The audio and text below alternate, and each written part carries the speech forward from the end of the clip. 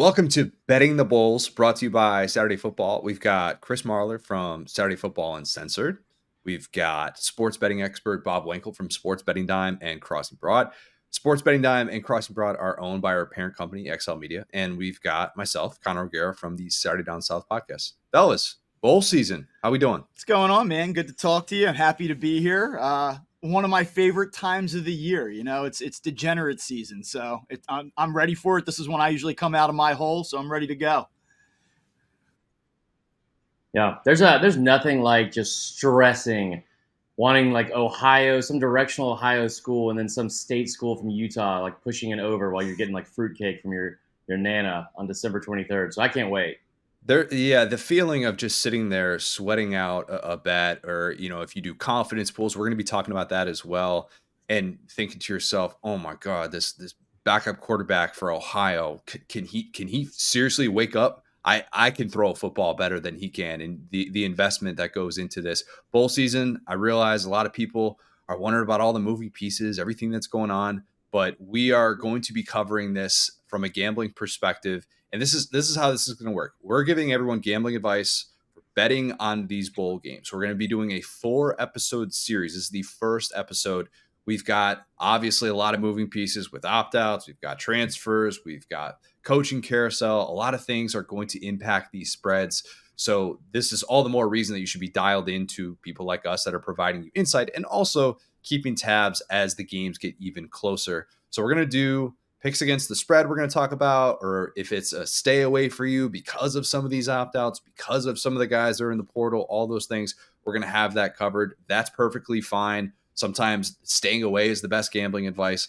We're going to give you some thoughts on how to approach this game if you're just doing confidence pools, which I've been doing confidence pools for like 12, 13 years. Absolutely love them during bowl season. Really fun way to be able to do it. A one for that game, by the way, if you're doing confidence pools, like a one, if we say like a one on the confidence pool, that means like you have no confidence whatsoever in that game. And confidence pools are just straight up. We're not talking about spreads or anything like that. And then if it's like a 41 in confidence pools, that's like, I'm betting my house. I'm betting my entire life. I'm betting everything on this team to be able to just simply beat that team straight up. So we're going to do a prop as well. We're going to be talking about all these different things, how you approach this as you're sitting there during Tuesday afternoons when you're thinking to yourself, my God, I absolutely love bowl season. It is a great time of year. Quick heads up for those who are getting involved in gambling. Maybe it's your first time doing this during bowl season. You must be 21 years old or older to gamble. Please gamble responsibly and within your limits. If you need assistance, please call 1-800-522-4700. That's 1-800-522-4700. So here's the plan, guys. I know I've done a lot of talking. I'm going to defer to you guys with a lot of this because you guys are the gambling experts. You guys understand this inside and out. Today, we are going to focus on all the Power 5 games that are not part of the New Year's Six. There are 22 of those Power 5 games. So we have a ton to get to. That means we're not going to go crazy in depth with any of these. You're not going to hear some Tom Rinaldi sob story about this running back who lost 2 parents in the last week and is playing in this bowl game with his heart. Tune into the broadcast of these actual games if you want that stuff. So we're going to go in order, and we're going to go in order based on when these games are being played. Does that make sense? We got any questions? I feel kind like of want to do this. We should have just made the whole Tom Rinaldi special for eeach one like a separate show. It would have been really good. You know what? I've cried enough the last few months. I don't need any more tears. We're good. I think we're good. So let's start this thing. LA Bowl, which used to be the Jimmy Kimmel Bowl, now the LA Bowl. UCLA is a 3.5-point favorite against Boise State. A lot of big absences in this one. Latu, the stud edge for UCLA, is not going to be playing. Dante Moore, UCLA quarterback. TBD on Carson Steele, the stud tailback from Ball State for UCLA, whether or not he's going to play. And then we got coaching absences as well. We're going to have an interim coach for Boise State with Andy Avalos gone. UCLA defensive coordinator Deonton Lynn is off to USC. Like, we got third string quarterbacks. We got a whole mess. Marler, how would you approach this 3.5-point spread? Boise State is a 3.5-point underdog, UCLA favored in this game. How would you approach that spread? One, I'm so sick of everything changing about what I love about this sport. Like, this used to be the Jimmy Kimmel Bowl, and I hate that we're getting away from tradition and we're changing it to the LA Bowl. First off, But no, this is actually like it's one of the first games of the year. It's on the very first weekend of bowl games. It's got usually some pretty good matchups, or at least like some pretty big names. Last year you had Oregon State and Florida. This year you have UCLA and Boise State. I like UCLA a lot in this one. The way I would approach it is this: I know you're going to have some key people out, but the most key person, the keyest of keys, that's going to be out is Boise State's coach. And I think that when you look at UCLA, I liked it a lot better at 2.5 instead of 3.5. This might be a situation where I even buy it down a little bit for the value of it. But I do think that UCLA, like coming off the end of that regular season, and then Chip Kelly, pardon the pun, but having a little bit of a chip on his shoulder because he was rumored to be out at UCLA and now still has his job. I think they've made a definitive statement of who they want as their QB. It's not Dante Moore. I think they have more of an identity than Boise State. I think UCLA probably wins this game by more than 2.5 points. Yeah, Bob, I how you think feel one thing about to this note one? here is that the line did shift down. UCLA was favored by 4 at one point. It's moving downward here a little bit. I'll say this. I think that UCLA's defense probably does enough here for them to win the game. I kind of lean towards the under a little bit as well. I'll throw one little betting note out at you. Boise State 6-2-1 against the spread this season as a favorite. As an underdog, they were only 1-2-1 against the spread, 0-4 outright. So you have a short line here. Underdog, they haven't performed well this season. I know that there's a lot of different contextual factors that you look at when you break down these games, but I'll lean into what I do have in front of me in terms of trends, and I will take UCLA in this game as well. Bob, that's big of you as a Philly guy to go all in with Yeah, Chip a Kelly. lot of scar tissue Very from big. Chip Very over in this surprised. region. I'll tell you that much. Yeah, The and first play with Vic and Deshaun Jackson. Yeah, I thought it was Still 3 like it Super was Bowls yesterday. coming right at us, Uh, but not to be. yeah, remember, bet with your head, not your heart. Very, very important reminder. I would assume that confidence pool wise, this one is going to be really difficult to put a whole lot of chips on with how small that spread is. Marler, is this more of like a single digit type confidence pool game, especially knowing it seems like UCLA has played in so many of these close, low scoring games, mhm. which is atypical for a Chip Kelly team? Yeah, I mean, I would say it's probably somewhere middle of the pack. Like, I don't have a ton of confidence. Like, there's when you look at just the two names, especially with like, I think when you look at UCLA, they lost 3 of their last 4, but they beat USC in a pretty big game.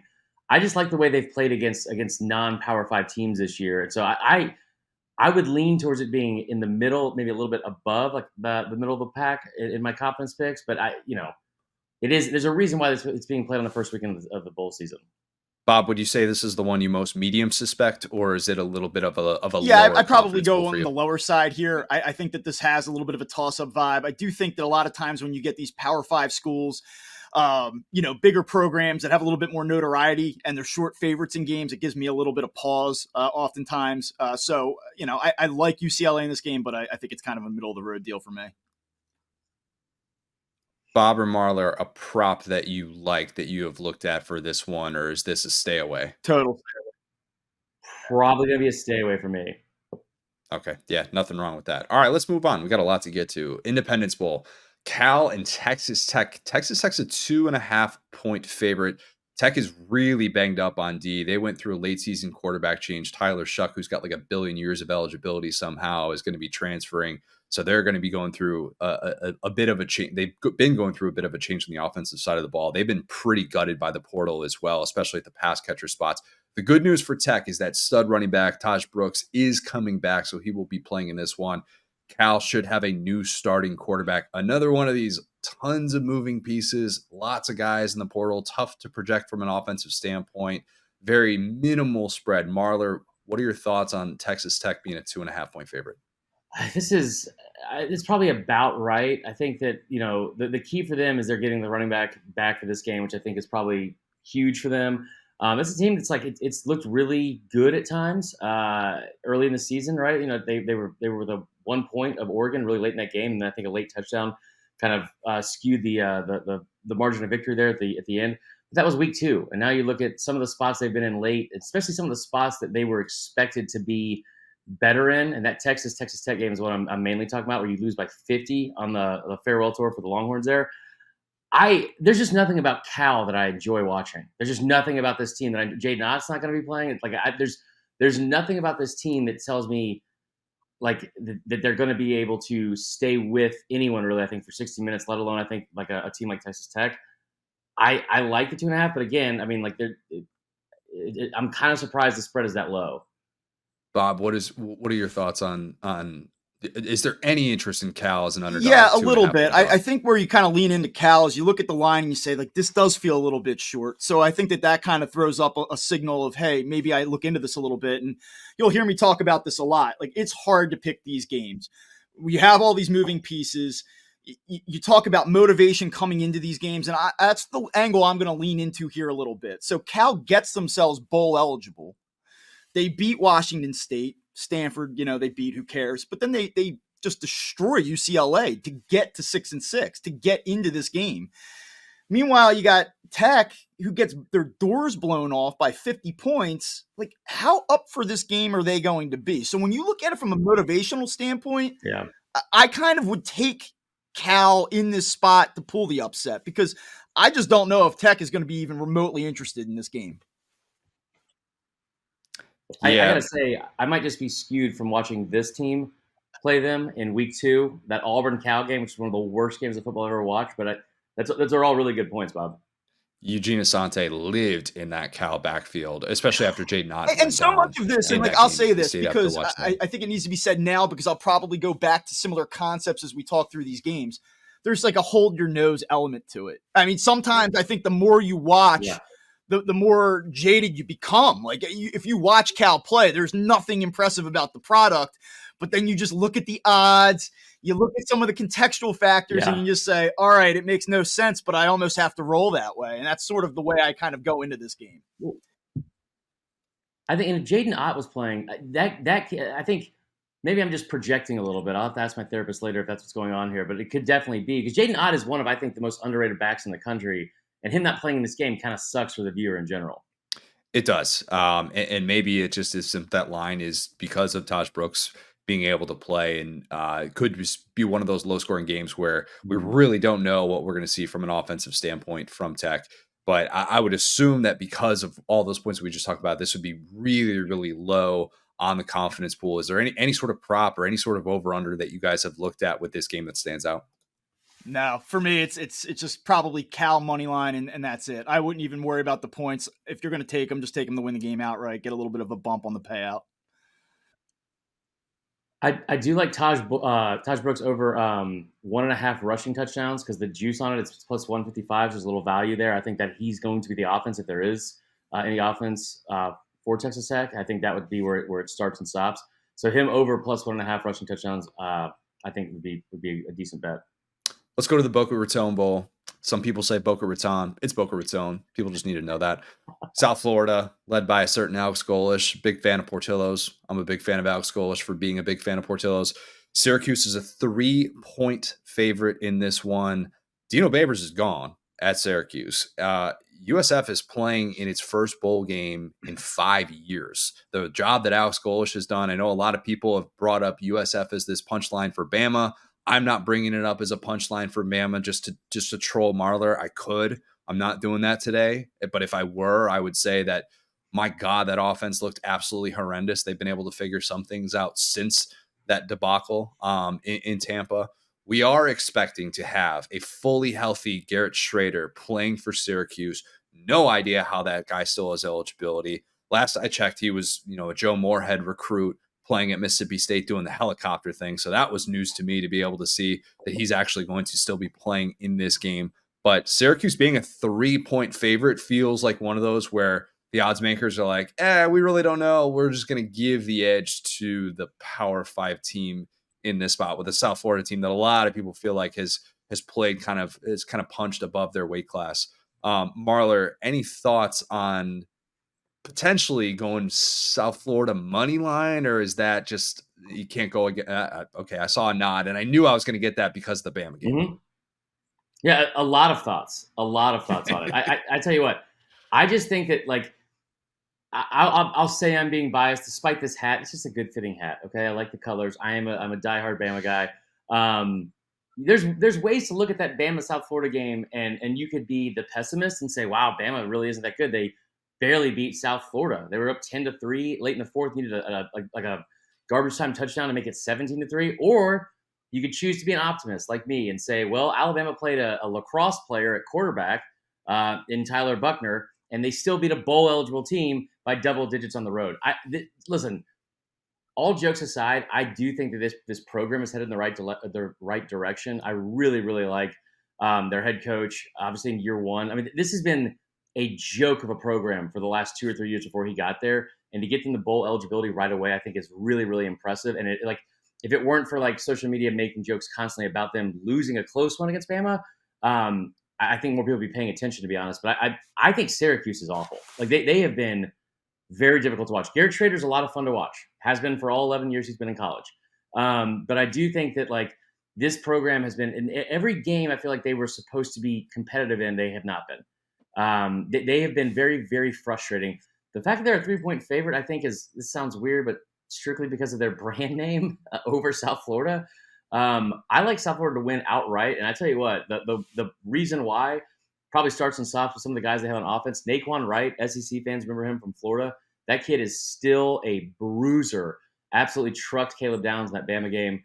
Still runs really hard. I think he's going to have a field day against Syracuse. I'll say something nice about Syracuse. I like their hire. I like Fran Brown. He's a South Jersey guy. That's where I live. So you have to support the area guys here, but that's about all I can really say. I too like South Florida in this game. I do think that the location of the game is helpful to them in this case. I think that that's something that needs to be highlighted here. Syracuse is 2-6 against the spread in its last 8 games. Not terribly impressed with them in general. And I do look at that Alabama game and say, hey, you know what? They're certainly not going to come into this game intimidated by the Power 5 concept. I mean, you can throw that out the window. And I think that when you have a situation like this with the Syracuse team that carries a name brand and is a small favorite, I think a lot of times the odds makers are just kind of hoping that they were going to rope you in on the more popular brand here in a one-off game. And so for all of those reasons, and certainly not the X's and O's and the football reasons that you're speaking to, I would also go South Florida as well. Yeah, it feels like so far from a confidence pool standpoint, we're all really, really low. And I think there's something to be said for putting a lot of those early games really low and for saving a lot of your confidence pool points for some of the back end. And if you guys feel strongly about that, you want to sneak one in there with one of those minimal spreads where you think you have a really good read on it, better than the odds makers. I mean, feel free to speak up, but I think there's something to be said for doing that. Is there a prop that stands out for either one of you guys? Because I don't know, like I find it very difficult to sit here and pretend like I have a good read on what to expect from either one of these teams when Syracuse is just been kind of a disaster down the stretch, and Dino Babers was dead man walking for so long. Yeah, I don't think you'd be the only one, because right now on DraftKings there are 0 prop bets even available. So How about it? Yeah, I think Vegas might be also a little bit confused on this. I'll give you one angle here. I mean, I don't think that South Florida runs away with this game. So if you want to try to enhance the payout, you can go and bracket the score. So South Florida 1 to 13 point margin of victory plus 240 payout. And that's probably the way that I would go, because while I do see South Florida winning the game, I don't think they're going to run away 17, 20 plus point win here. Like that. Gasparilla Bowl, Georgia Tech, UCF. UCF's a 4.5 point favorite in this one. Could be a couple of depleted secondaries with injuries, portal moves. I think that's great news because I love the quarterback matchup that it looks like we're going to get in this one with John Rice Plumlee and Haynes King. It's the battle of former SEC quarterbacks that I am just obsessed with watching whenever I get the chance. I wish those guys could have played in different eras. Gus Malzahn, 3-6 in bowl games. Not a lot of people talk about that. Something to keep in mind. The over-under for this one, guys, is 64.5. For the games that we are talking about just today, that is tied for the single highest total. And we're going to also talk about Kansas UNLV in the Guaranteed Rate Bowl. That's the other one that's at 64.5 for an over-under. UCF at -4.5. Marler, how do you feel about that? First off, as somebody that was born and raised in Atlanta, has always had a place for Georgia Tech in my heart. Love the fact that Brent Key has come in and turned this program around in year one. I think we all wanted Jeff Collins to succeed. Big Waffle House guy like all of us. But Brent Key has been awesome in year one, and to get this team to a bowl this early and to do it the way that like you're going to have to start doing it now. I think in this day and age of college football, getting into the portal, Haynes King has been awesome. I think that, like you said, this is one of the best quarterback matchups you're going to see in all of bowl season, regardless of when it's being played or what teams are involved. Um, 4.5 seems about right. I think where we'd want to have the line at. I love the over. I love the first half over as well. I believe it's sitting around like 28.5. Both these teams score a lot of points early. They also give up a lot of points early, especially Georgia Tech. So I like Georgia Tech to. I like the over the most. That Gus Malzahn line. See, that is something people don't talk enough about. Why they've been so bad in bowl games. I don't know. I mean, like, I think that if you're UCF, you're kind of sitting in this place where you constantly want to be like sitting at the big boy table, and I don't think playing in the Gasparilla Bowl is something that's going to get them super fired up. But it's also not that far from home for them. True. It's a good point. I wonder how much the close losses for UCF against Oklahoma and then Georgia Tech against Georgia in that regular season finale, how much that plays a part and how people will approach this. It probably will for those who haven't been super dialed into these teams. Bob, would you take a Power Five? Oh, I guess I misspoke. UCF fans were going to be in my mentions if I let that one slide. Both of these teams are Power Five teams. UCF is, of course, in the Big 12. Did not mean to necessarily slight the Knights on that one. Would you go Georgia Tech plus 4.5 with how electric? If I had to, I probably would. I don't have to, and so I'm not. I'm going to stay away from the side on this. I kind of look at this game as a quarterback showcase game. Two teams that play with some tempo. I think that they're going to air it out. I think they're going to be aggressive. I think there's going to be a lot of scoring early, and I think it'll continue through the game. And one note from just the way that the odds have shifted here, this actually opened at 61, the over-under. And it has quickly jumped up over 64 to 64.5 at ESPN Bet. And I will say, though, we are kind of working off of the ESPN Bet app here. There are some other books that do have a little bit of a lower total. So if you're going to do what I'm about to suggest, look around. It's always good to shop. It's okay. We're allowed to say that. So I would go over in this game. I expect to see some tempo here. Georgia Tech, like, I just get a little bit nervous. Like, I know that they were very competitive against Georgia. You say, like, man, maybe they can really show some of that muscle here. But then you look and you go back to like the Boston College game, and you're like, they got smoked. They lose by 15 points to a pretty bad BC team, in my opinion, and we'll talk about them in a little bit. So I want nothing to do with the side. I'll just go with the points here, kind of look at the trend and the way that the line has moved and go over. Marler, any prop that stands out for you? No, I think if you have either one of those quarterbacks, and see, the thing about Plumlee is that he can hurt you with his legs and his arm. So I don't think that you're going to see like the prop bet there. Like I don't know what it would be. Like if there's a total touchdown over 2.5, then I would take his total with passing and rushing in a heartbeat. Also, I'll say that with Georgia Tech, I like what you were saying, Bob, like the Boston College game, they also got smoked by Bowling Green early on at home after having like a 14-0 lead. They ended up losing by double digits. But look what they did against UNC. That's where I would really like hone in on, because that's a program I think that like they were supposed to lose that game. They've beaten a ranked UNC team for 3 years in a row now, and they just kept coming. I think the over makes a lot of sense for me because you're also going to see two head coaches that are going to have fun in this bowl game and pull out all the stops and have like trick plays and a lot of fun with this. Georgia Tech could be an interesting live bet team as well. We remember how that Miami game played out. Haynes King connecting with Christian Leary. Speaking of Orlando natives, Christian Leary, and was former Bama receiver as well. And that's a team that just kind of has never say die attitude. Even that game against Georgia, they just kind of keep coming. They're very, very pesky, and obviously they can light up the scoreboard. So if they fall behind by like 2 touchdowns, that'd be a really interesting live bet type team for a team that should just be going out there and enjoying the experience and having fun after they've kind of been kicked in the teeth. So one to keep an eye on with that as well. Okay, Birmingham Bowl. We've got Troy as a 7.5 point favorite against Duke. Both coaches gone. Both coaches gone in this one. Mike Elko's off to Texas A&M. John Sumrall is off to Tulane. Not Gus. That was last game. Greg Gasparotto is Troy's interim coach. Of course, who could forget great Greg? Duke had 6 players hit the portal. We already know that Riley Leonard is off to Notre Dame. Could have a couple of senior opt-outs as well, so something to monitor. That's probably why Troy is a 7.5 point favorite in this one. Marler, you always talk about that hook, the hook with a 7.5 point line. If it's 7, it's a little bit different, but does 7.5 make you think differently, or would you still go with the favorite in this one? It does. The whole point of this show, it's called Betting the Bowls. But I want to talk to the audience for a second and I want you to like lean in and listen very closely. Do not bet on this game. Don't touch this game. Don't open your wallet. Don't open your app in your phone. Don't reach out to your bookie.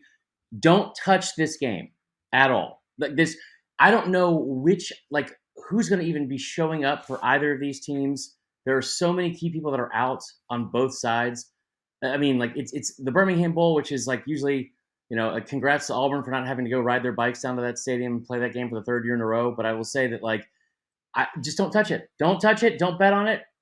There's also like 7 other games this day. It should be a tremendous matchup, I guess, for the players involved. But that's all I can say. Don't do it. Bob, would you touch Yeah, it? I mean, come on, you gotta bet them all, right? Like Wow. you gotta get your hands on a little bit of everything. This is a game that only a gambler, and maybe not even a gambler, just somebody that really is bored. This is like that kind of game. Like it's on TV, why not? That's what this is. No, I do agree with you. This is a game I probably wouldn't want any part of. I will give you just an alternative suggestion to it here. You talk about Riley Leonard going. 2 of their best defensive linemen, Duke's defensive linemen, are out. They're out of here. You have the staff transition, not just Elko, but a lot of the staff has gone with them. I think that the line is telling, okay? And so anytime you have a team, and I'm not going to sit here and act like Duke is some powerhouse, but they did have some national exposure this year. And so when you look at that and the fact that it is 7.5, I think that is indicative of what's going to play out in this game. So let me give you this instead. Maybe take Troy as part of a parlay that you want to build out. Maybe even cross sport. Yeah. You want to get into something Christmas weekend with the NFL. Maybe you just build them in as a part of a money line parlay. I think Troy probably wins the game. Do you want to mess around with 7.5? I don't. So to your point, yeah, I want no part of this, but I do think that Troy's going to win the game. Dude, imagine if I told either of you after week 1, when Duke beat Clemson, that Duke was going to end up being a 7.5-point underdog to Troy in the Birmingham Bowl. To credit to John Sumrall, one of the most underrated coaches in the country. I thought that was just a fantastic hire for Tulane. Somebody that if Mark Stoops had gone to Texas A&M, John Sumrall could have been the coach at Kentucky. Yeah. And so the culture that he has built at Troy, definitely not a team to sleep on. The odds makers certainly giving them a lot of respect. But for the reasons that you mentioned, it's tough to feel super great about that one in a confidence pool and feeling like, oh, I'm going to put 30 on Troy or something like that, despite the fact that it is one of those spreads that's kind of outside of that 3.5 point range. Is there a prop that you would look at, a live bet perhaps, of teams where we look all the time, we talk about it so much, the team that's interested versus the team that's not? If Duke, with all these all these changes, if they show up just totally flat, would you hammer Troy to cover a live bet or something like that? Is there a play that kind of stands out? I would give you this angle. If it becomes obvious very early, like if Duke has nothing out of the gate, I do think that there's a chance that this gets away from them. Like I don't see Duke getting out slow and then kind of gaining their footing and recovering. So I think that this is one that early on you'll probably see how it plays out, and you can maybe ride that if you see some value live. Like that. All right, a fitting bowl for the show that we are doing, the Las Vegas Bowl. Utah, 7-point favorite against Northwestern. The good news for Utah is that they're not going to have to worry about Cam Rising getting hurt in a bowl game again. Poor Cam Rising, man. Utah will instead have known pig farmer Bryson Barnes as their starter in this one. Northwestern having a winning record in Big Ten play and finishing second in the Big Ten West. I know we make our jokes about the Big Ten West, but finishing second in any division with what we were saying about Northwestern coming into this year with the whole Pat Fitzgerald hazing scandal, like that is the most improbable thing that happened in the sport this year. David Braun deserves a ton of credit. That's why he got the head coaching job. So he is going to be coaching in this game. Kyle Whittingham hasn't won a bowl game since 2017. And that's like the one kind of like knock against him, is that he has some of these late season losses that you're just kind of like, you're a really good coach. That's kind of surprising. I made UTEP covering like +1.5 against Northwestern in week 2, my lock of the week. And then Northwestern just shoved me in a locker. And yes, that was a Northwestern hazing joke. But yeah, that line feels disrespectful to the Cats after what they've endured this year. Marler, do you like Northwestern to cover +7?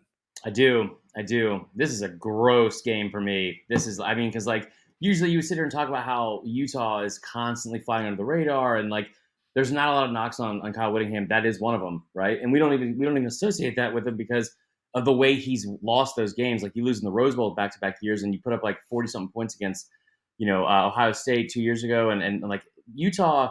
One thing I feel like I can always say about Utah is that no matter the situation, I feel like they're going to show up. I don't know if that's the case here. Like you've really had a season where you like none of your expectations like have been met, right? I think, and then if you look at Northwestern, I think this is one of the better stories in the entire country that we just haven't talked about at all. We just no one has talked about it. And you want to talk about a difficult job? When was the Fitzgerald hazing thing? When did that happen? In the summer, right? That was like smack dab, the dead period of summer. I want to say early July, like right on 4th of July weekend was when all that came out.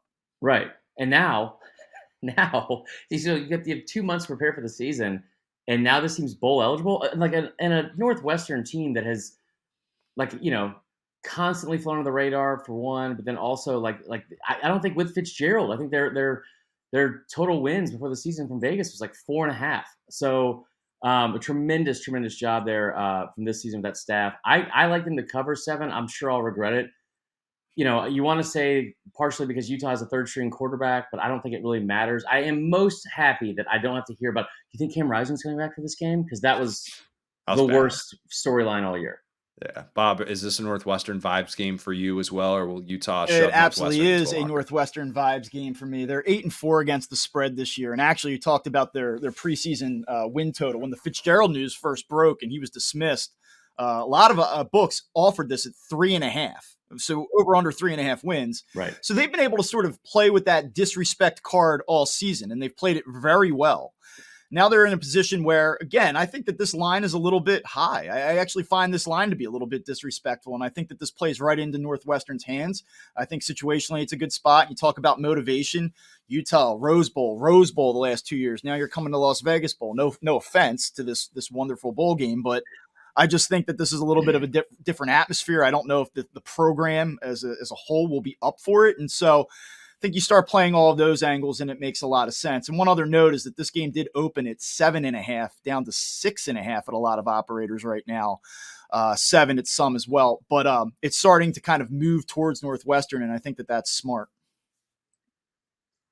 An interesting play too. If you do like Northwestern in this one, this might be a good spot in a confidence pool to try and get one over on the person that's just rapidly doing this at the last minute. They're like, oh, I see Utah's a 7-point favorite. I'll put 20 on them. This might be a nice spot where you sneak in like a Northwestern 11 or something like that. If you are high on the Cats, is there a prop that stands out? Are we talking about motivation for Utah? If Utah doesn't show up and it looks like, man, Northwestern's just fired up. This is their Super Bowl. They haven't been to a bowl game in forever. Is this more of a live play for you, or is there something that you like going into this one for either one of you?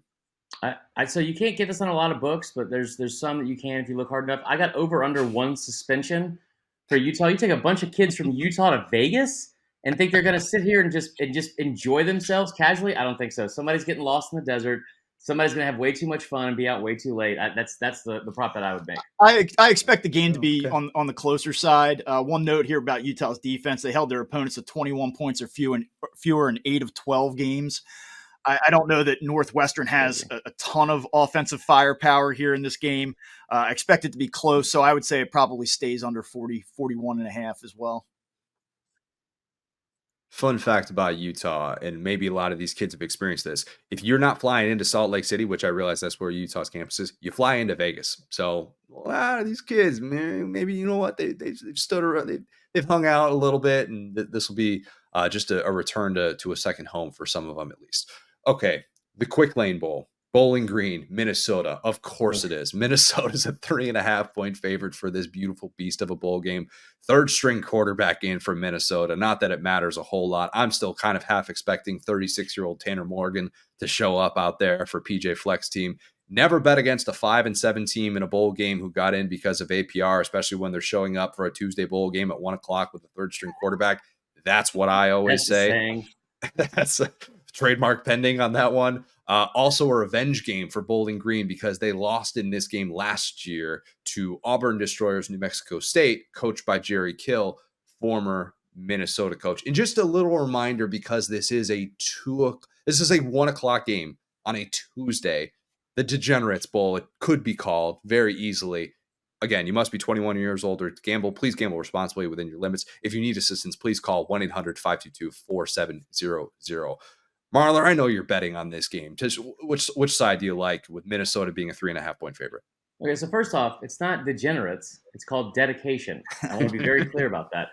Um, I would take Bowling Green in a heartbeat. Like with only a couple of things and like little tidbits of knowledge in my back pocket. They're Bowling Green is a 4-point underdog to Minnesota, and think about the expectations we had for Minnesota with PJ Fleck as the head coach and where they've been like in the last 4 or 5 years.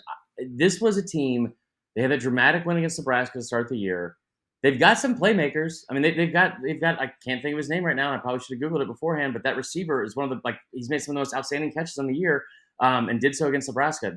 They're seemingly in every game, I feel like, for a significant amount of time, but they have just fallen apart. And also, side note, if you would have told me that Minnesota and Bowling Green play in this bowl game every single year, like contractually, I would have been like, yeah, that tracks. But no, Bowling Green picked off J.J. McCarthy 3 times. Okay, they beat Georgia Tech by double digits on the road. Those are a few of their performances against Power 5 teams. I like Bowling Green to win. There's no reason to say that, but they did win 5 of their last 6, and I think 6 of the last 8 in the MAC, a pretty competitive MAC. I'll take Bowling Green outright.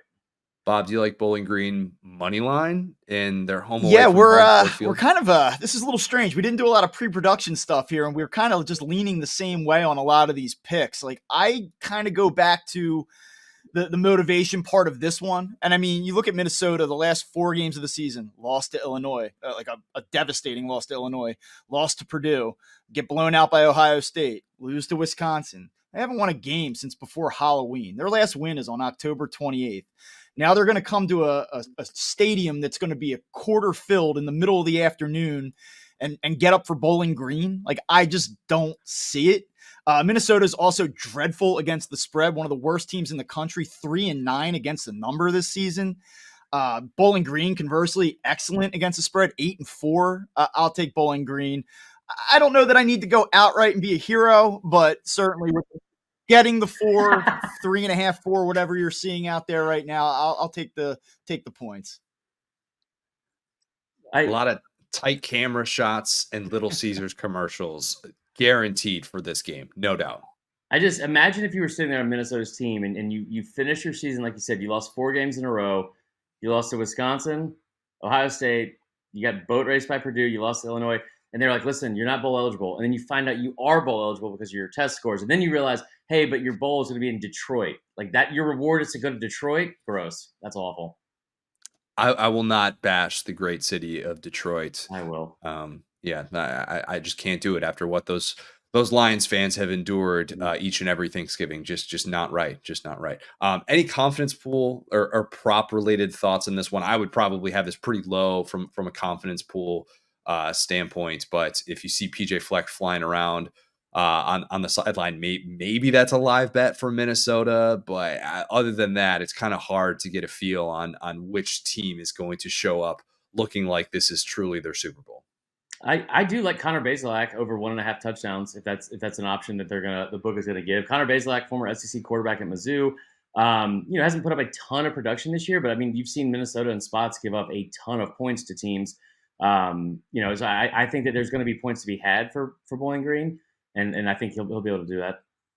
Connor Bazelak spells his name correctly too. We love that. 2 N's and an O. That's how you spell Connor. Bob, anything that stands out for you? This is just I have to make a play. We're talking about it.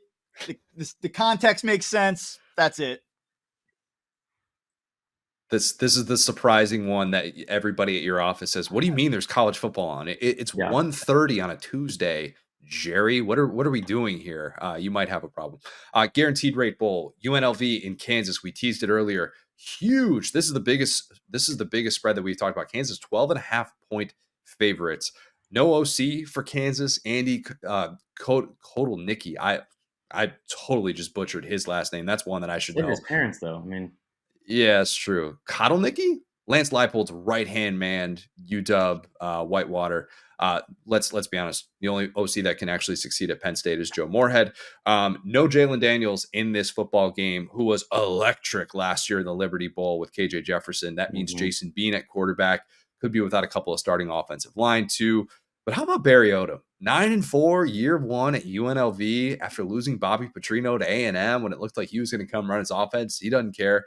They have lost 2 in a row to end the regular season, but still very interesting that that line is so significant. This might just be a faith in Lance Leipold type game. Marler, does the 12.5 scare you off from betting Kansas? yeah. I mean, UNLV is 8-5 against the spread this year. They're 6-0 away from home. I'm sorry, they're 10-3 against the spread this year, and 6-0 against the spread away from home. They're a pretty fundamentally sound football team. Kansas is, I don't know what.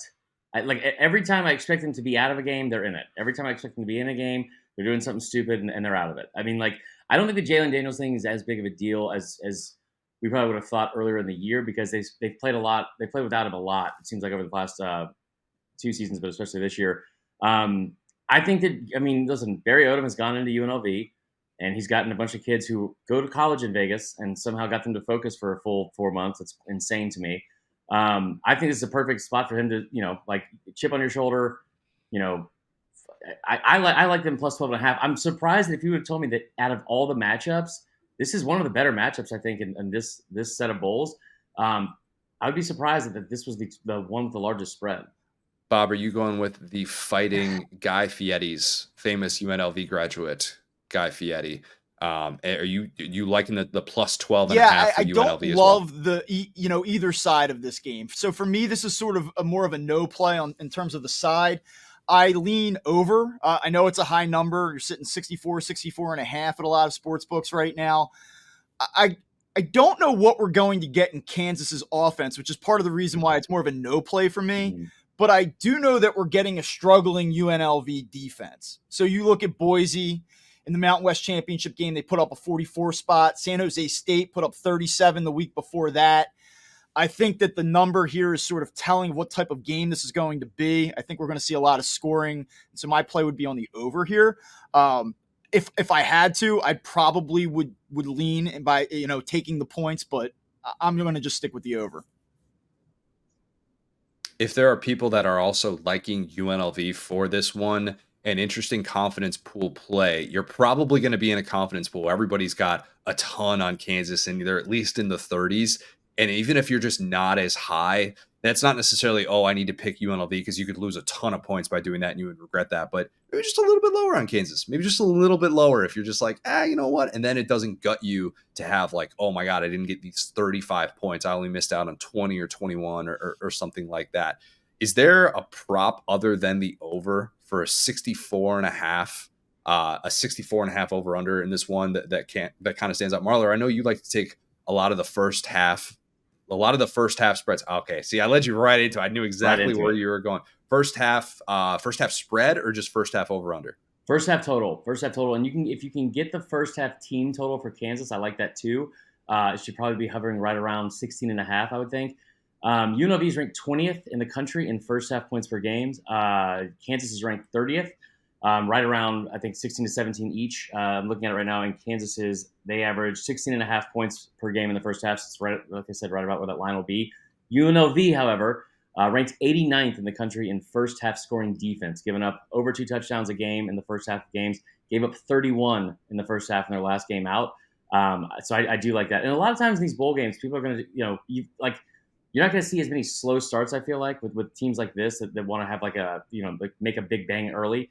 I think that'll be the first half over, especially if you can get it under 30. I like the first half over. Sneaky good bowl game. Bob, are you lining up props for this one, a game that should be pretty enjoyable, I think, to the I think that everything that I do here is going to be just based on offense, points, overs. So I think that there's going to be a fast start in this game. Easy to say if I'm telling you go over 64.5.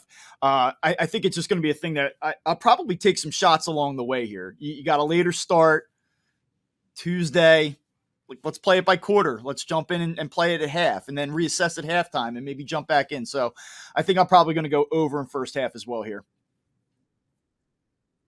Military Bowl. I don't know how we don't have a service academy in this game. That feels a little bit weird, but we do have Virginia Tech as a 7.5 point favorite against Tulane. Obviously, no Willie Fritz in this one. He is off to Houston. He finally got that Power Five job that everybody's been assuming he was going to get forever. He's basically taken his whole staff with him, but they're all coaching in the bowl game. So one of those 1 foot in the door, 1 foot out the door. You always wondered staff with time divided, how that works out. We play the results with that. Kind of fair to wonder about the motivation for Tulane, I think, after you lose the AAC Conference Championship to SMU. You miss out on repeating to get to another New Year's Six Bowl after you beat Caleb Williams last year. Your coach is gone. TBD on Caleb Williams killer Michael Pratt playing in this one. Rumors about potential transfer portal stuff. TBD on that. Top Tulane receiver Chris Brazzell is in the transfer portal as well. That is all why 6-6 Virginia Tech is a touchdown favorite. I guess 7.5 point favorite. Are you going with the Power Five team, or are you thinking that Tulane is going to be able to bounce back and cover plus 7.5, Marler? I mean, it's so weird to look at this because it seems so simple, like right off the bat. Like why is a team that beat USC in a New Year's Six Bowl last year over a 7 point underdog to Virginia Tech? Because Virginia Tech sucks. Like they've been awful to watch over the past couple years. I mean, they do. They play a very boring brand of football. But like, which is kind of odd because it's like, how's a G5 school you would assume be favored over this team, but they're a touchdown underdog. I would say yes, surface level. I think without getting too into the weeds on this one, I would think Tulane could cover, but there are a lot of moving pieces out the door, like you said. So it'll be a very much different team. And the other part is like, this is always, we love the military, right? We love the military. The bowl game looks awful every year. It's like 12 degrees. It's always windy. It's disgusting. What is the motivation for Tulane and leaving a year ago, going to go play USC and shock the world and finish this incredible year where you're in Dallas in the Cotton Bowl and beating like a blue blood program versus now we got to go outside for 3.5 hours in this cold rain probably and play Virginia Tech. That's like where Virginia Tech lives. So I like Virginia Tech to win. I don't know about 7.5 because like you said earlier, man, the hook right there really scares me. But I do like Virginia Tech to win. Bob, how do you feel about Virginia Tech? Yeah, this is a game of all the games on the board. This is one of my least favorite. I think anytime that you have a ranked team that had lofty goals, big aspirations, they fall short of them. You see that they're a significant underdog. I think that that's pretty telling. I think the fact here that Virginia Tech is more than a touchdown favorite lets you know that they are likely to win the game. I will just give you a couple things here. They win 10 straight games. Tulane does. They lose to SMU. I think that this is a classic motivation spot. And when you consider all the turbulence and all the variables and moving parts before going into this game, I just don't think that you can take them in this spot. Tulane has stayed under this year in 11 of their 14 games. I kind of suspect this game to be sort of sleepy.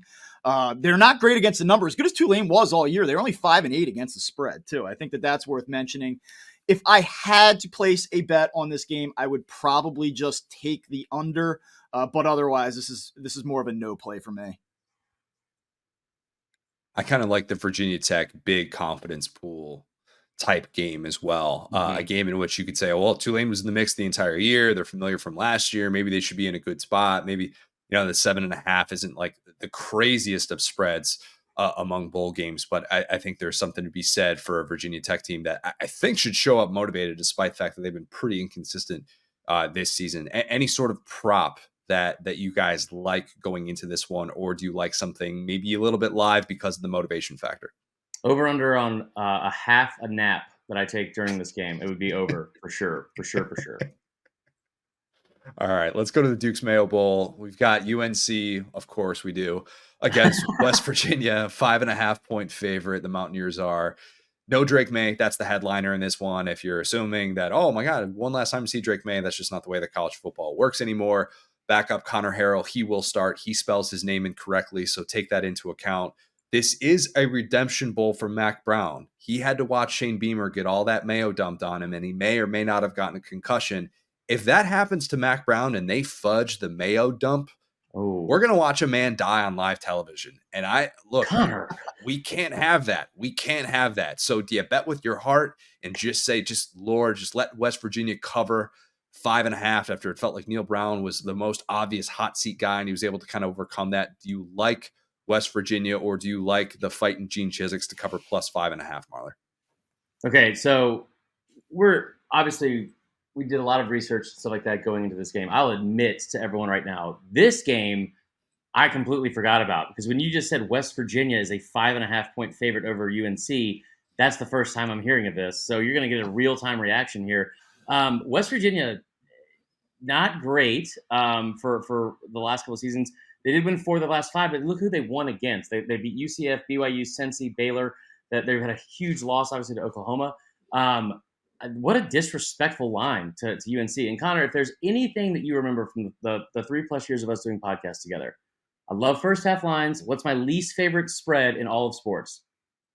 When there's 5.5. 5.5. Five and a Yeah, half. I Okay. read an Right. article 11 years ago that I'm probably saying way incorrectly, but like 73% of people, 73% of teams favored by 5.5 do not cover.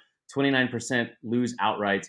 That might have just been about the NFL, but I've lived my whole life based off that. So I don't like this spread for West Virginia. It's a home game kind of for UNC. I think there's probably still a lot of pride for UNC that like on the line in this game, and I'm kind of shocked at like the disrespect they're getting in this bowl game.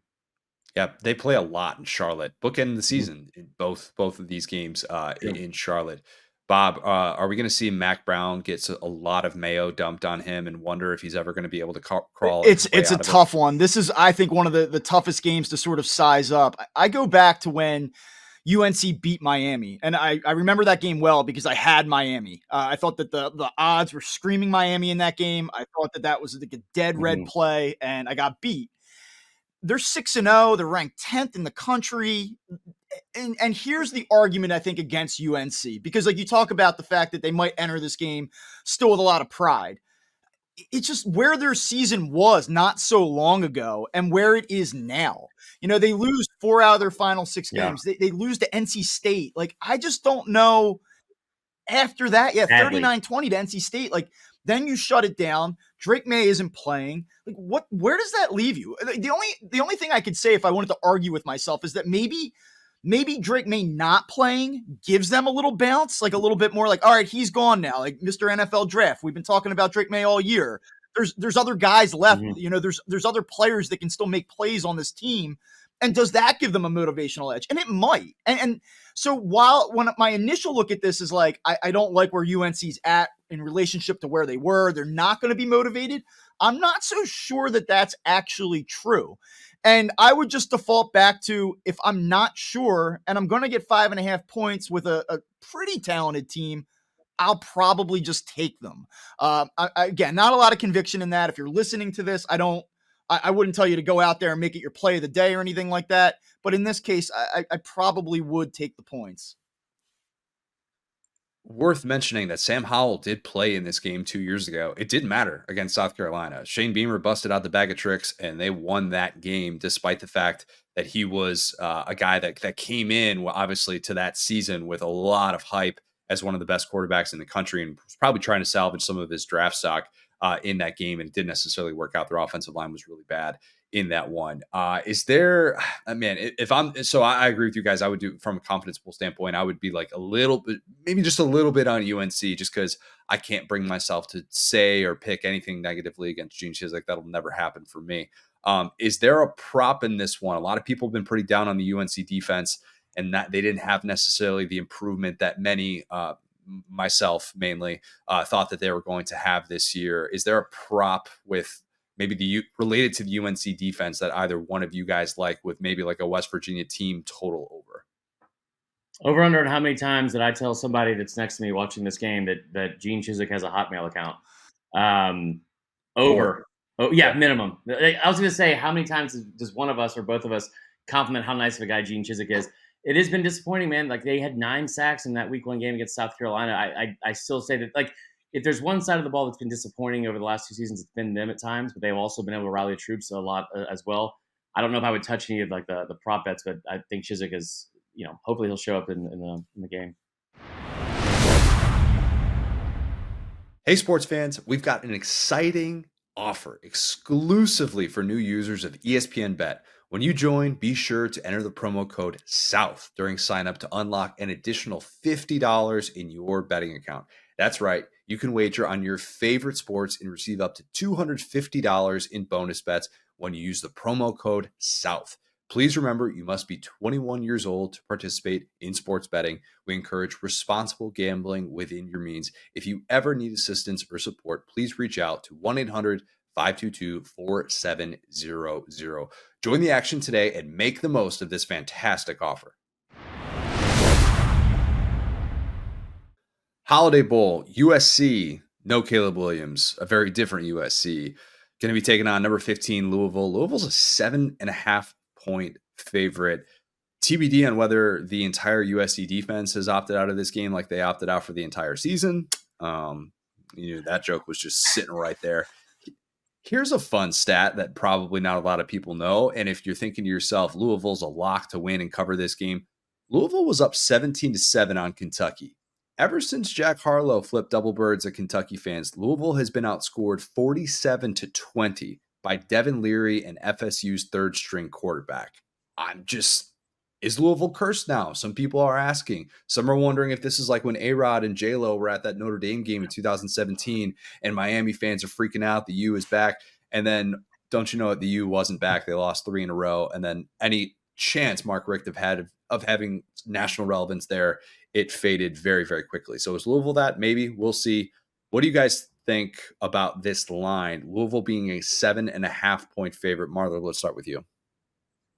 We just covered so much history there, for one. So I think it's probably fair. I mean, this is a team, Louisville. It's been very odd to watch this team all year. At one point they're 10-1, sitting there right in the top 10 of the college football playoff rankings, but with really no chance of ever making it in. Like they could have gone 12-1. They could have beaten FSU, could have beaten Kentucky. It would have never mattered. They were never going to make the college football playoff, which is always kind of odd. But I will say the Kentucky game seemed telling. It seemed kind of telling of the way, like how tough this team was. And then obviously they struggled mightily against Florida State. I think they're a good team. USC just has this ability to make teams that are very average look great because that defense is so terrible. Yeah.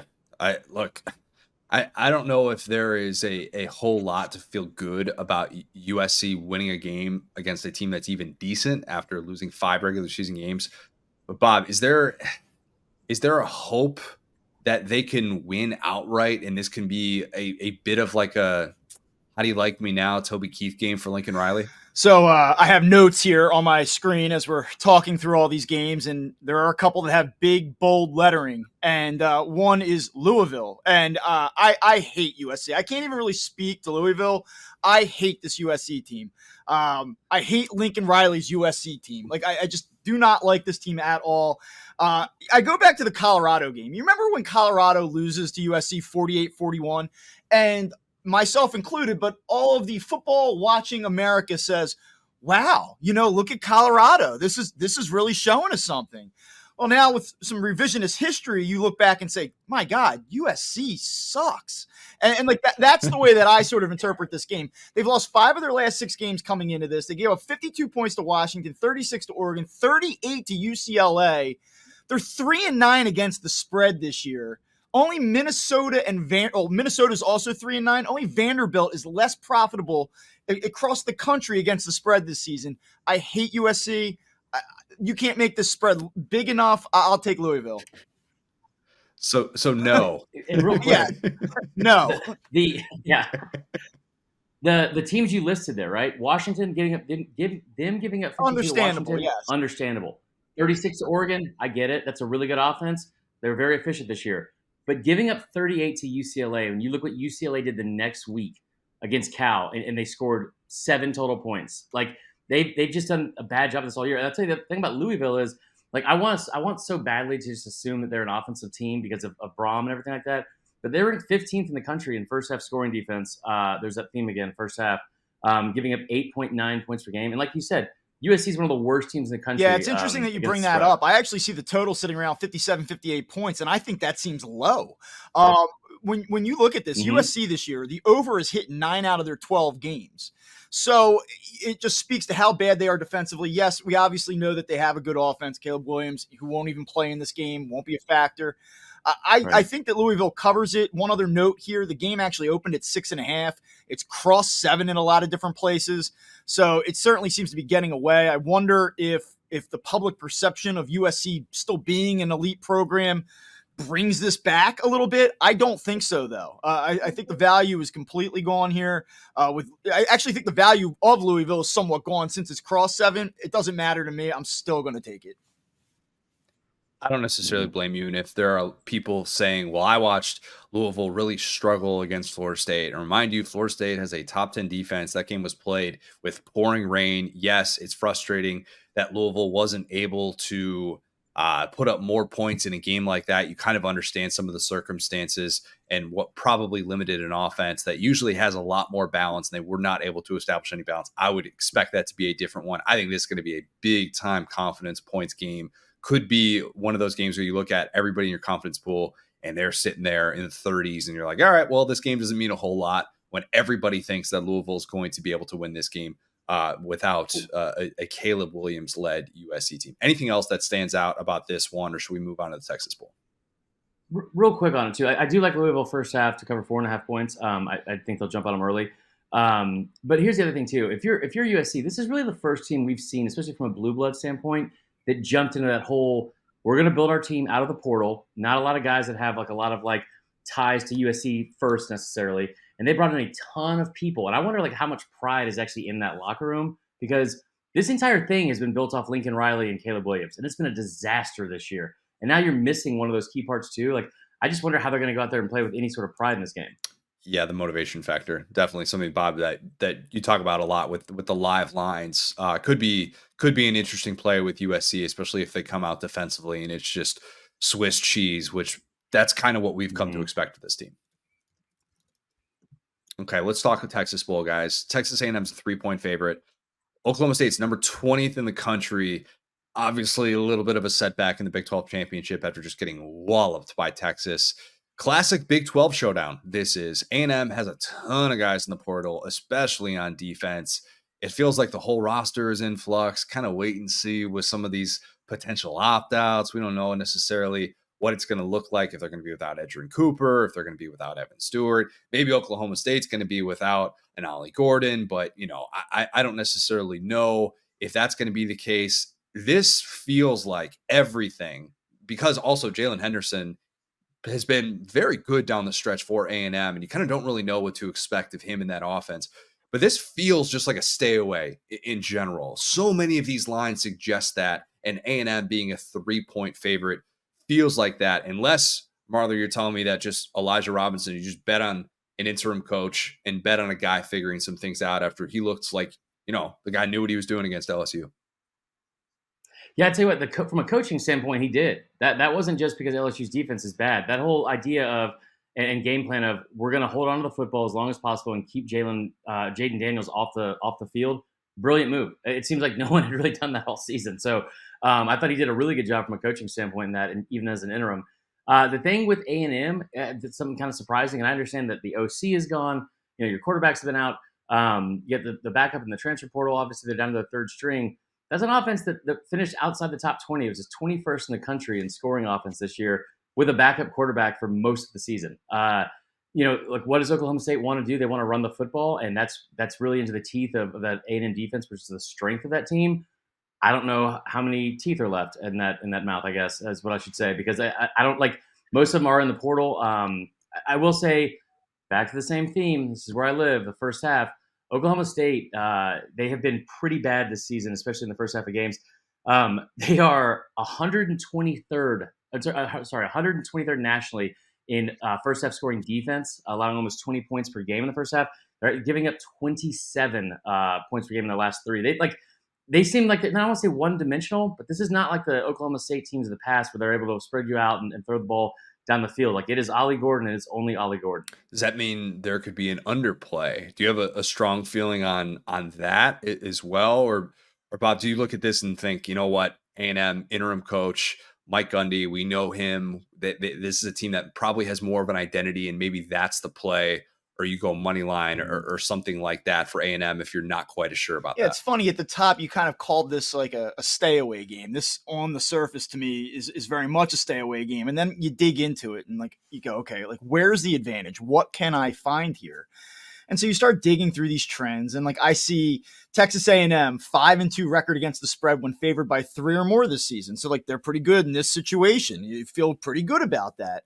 But then you turn around, you see that they're 0-3-1 ATS against ranked opponents, and you go, oh, okay. So it feels like every time you're asking them to step up a little bit, they're unable to cover the number. Then you consider everything that's going on with the coaching staff. You got the changeover there.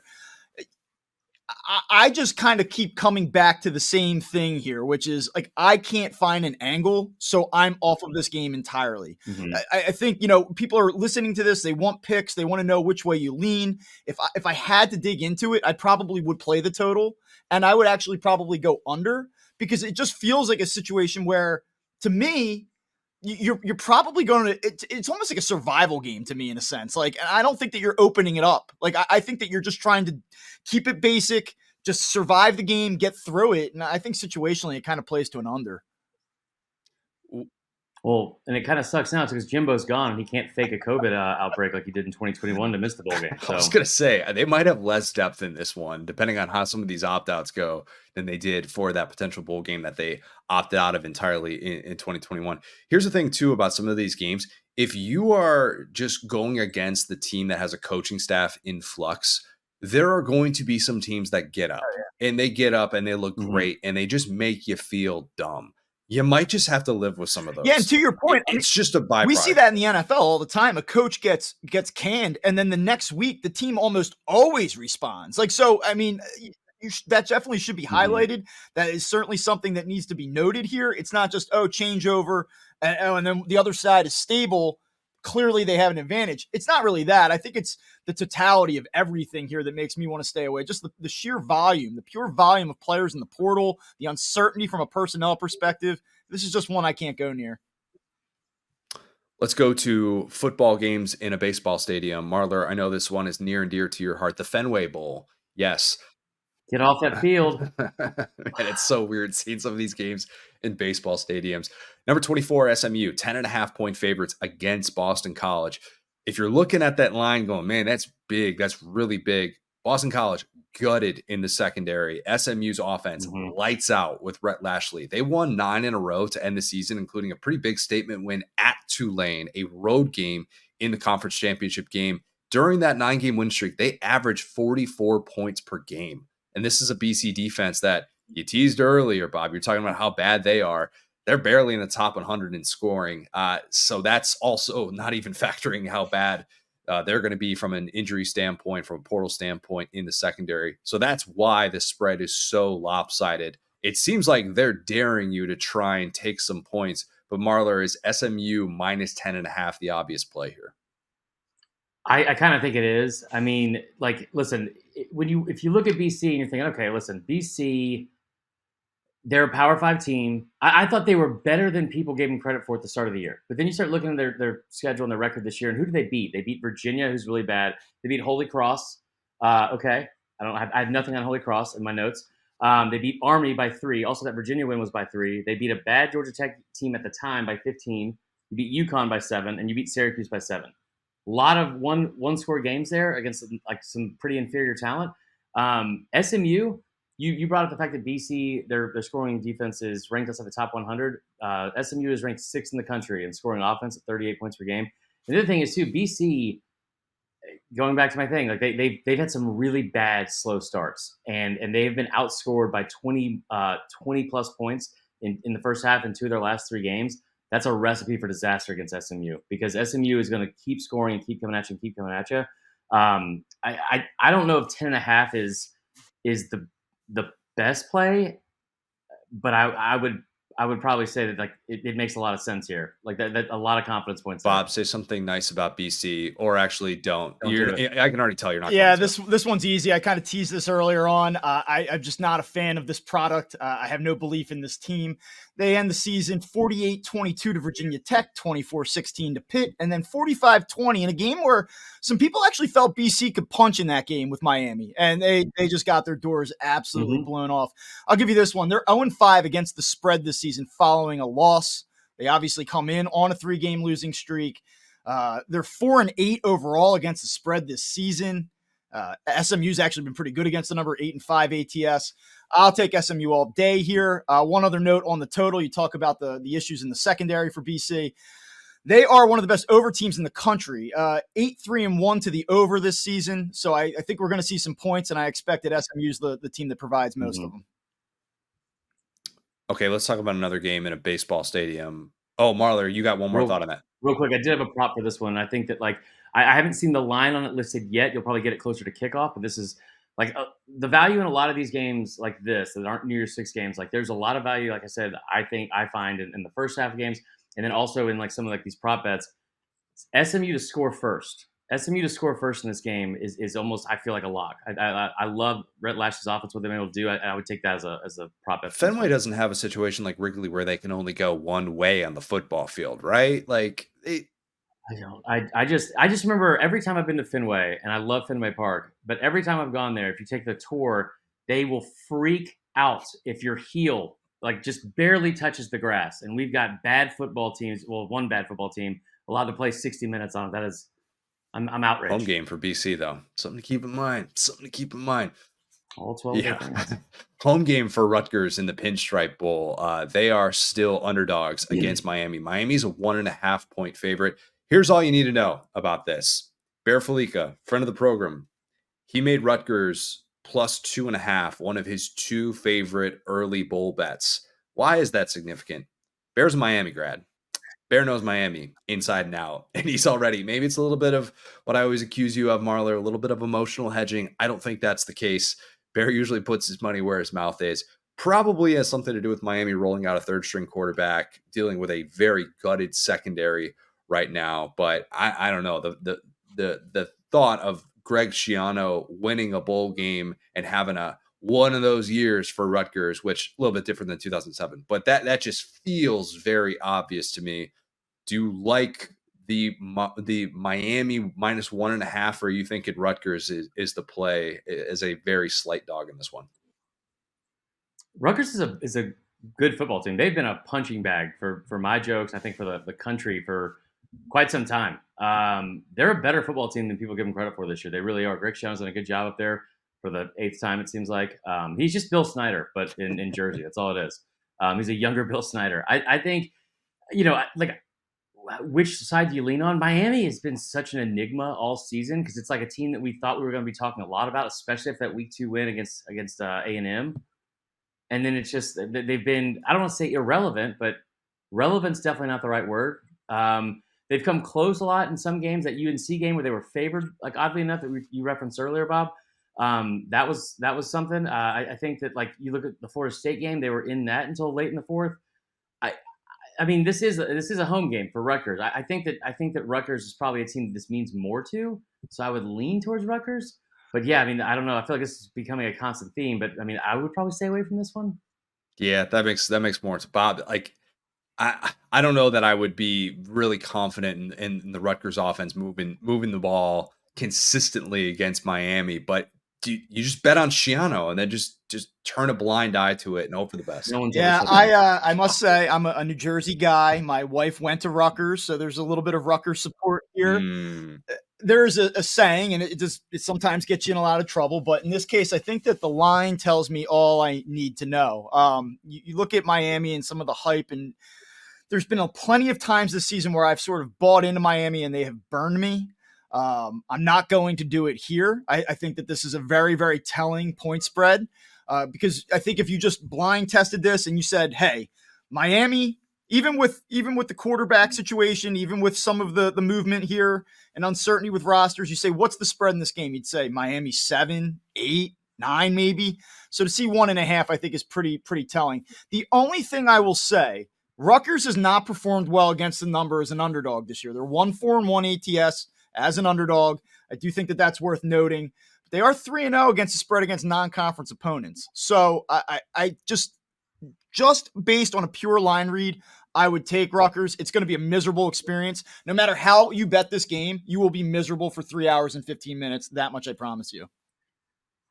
I think that's the only safe play. You're gonna hate the way this game plays out. I guarantee Yeah, it. I think everybody feels that way with with these bowl games in baseball stadiums. Any props that stand out to you, Marler? No, not really. Not in this one. I think again,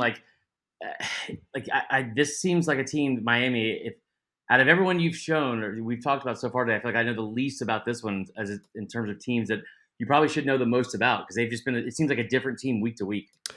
Let's go to the Pop-Tarts Bowl, the only game involving a mascot that is edible. That's how we do it here in Orlando. Pop-Tarts greater than sign Cheez-It. And yes, it is Cheez-It, not Cheez-Its, as they told us last year so aggressively. I don't really understand that.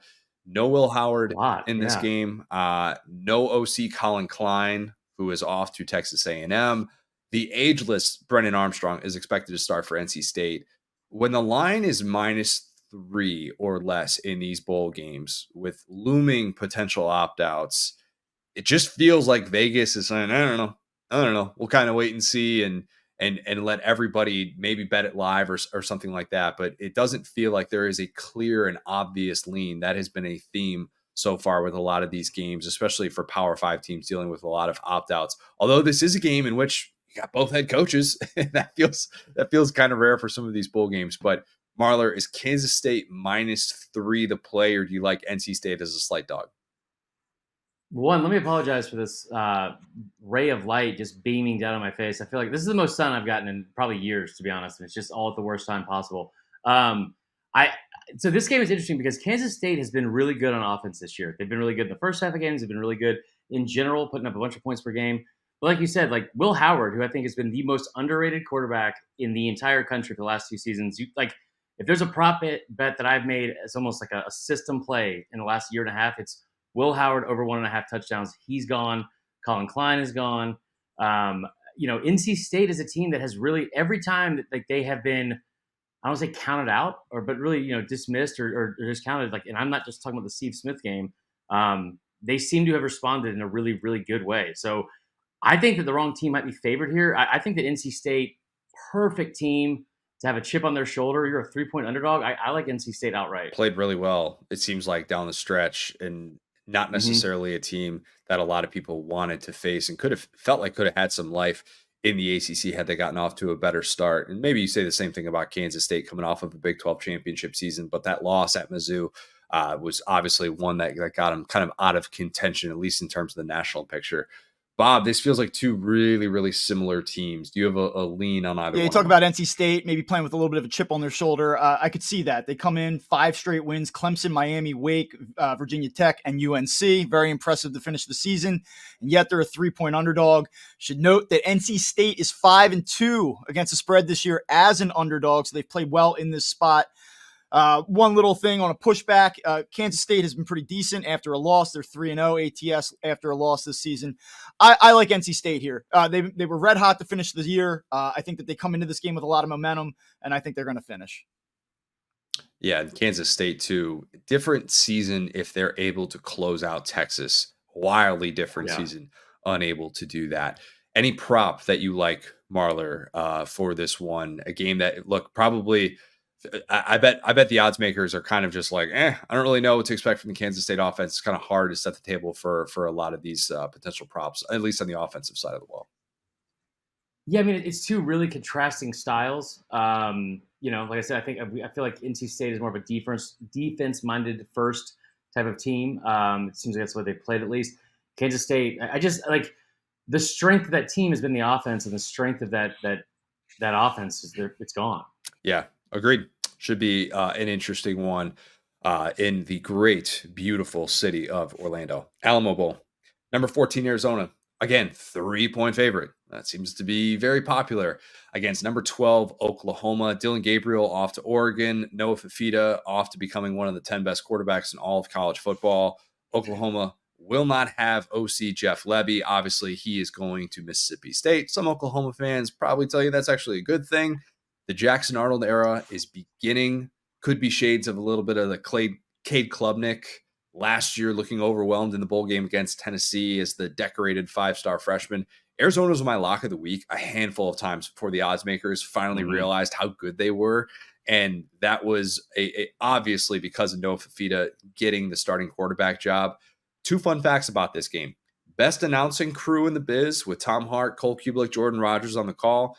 Also, the two teams who played in this game last year, Washington and Texas, now playing each other in a playoff game. So who knows? Maybe we're going to see both these teams playing in a playoff semifinal game. All right, Arizona's probably not, but 12-team playoff, you never know. So 3-point favorite Arizona is. I don't bet against Noah Fafita. Marler, do you bet against Noah Fafita? No, I'll tell you what, you make the joke about them being in a playoff scenario. Like, this is a team that they have a 7-point loss in double overtime the first week of the season, or sorry, the second week of the season to Mississippi State on the road, double overtime early on. They lose by 2 against USC, and a lot of people who watch that game, they can tell you they kind of got screwed in that game. And they lost by 7 to a team that's in the actual college football playoff. They're a couple of bad breaks from being 11-1 this year. They're a really, really good football team. I think it's probably the best turnaround job we've seen in all of college football. So you made the joke, but I think it's not even that far fetched.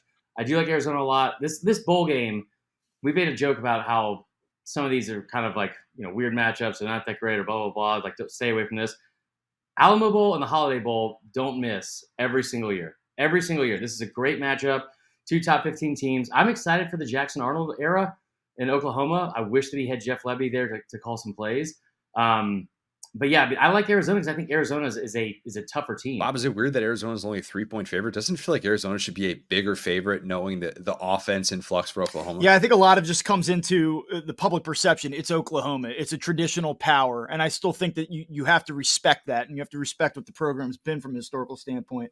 One of my best friends is an Arizona State grad, and it's been a tough year for him on multiple fronts because obviously his team is going through some problems here.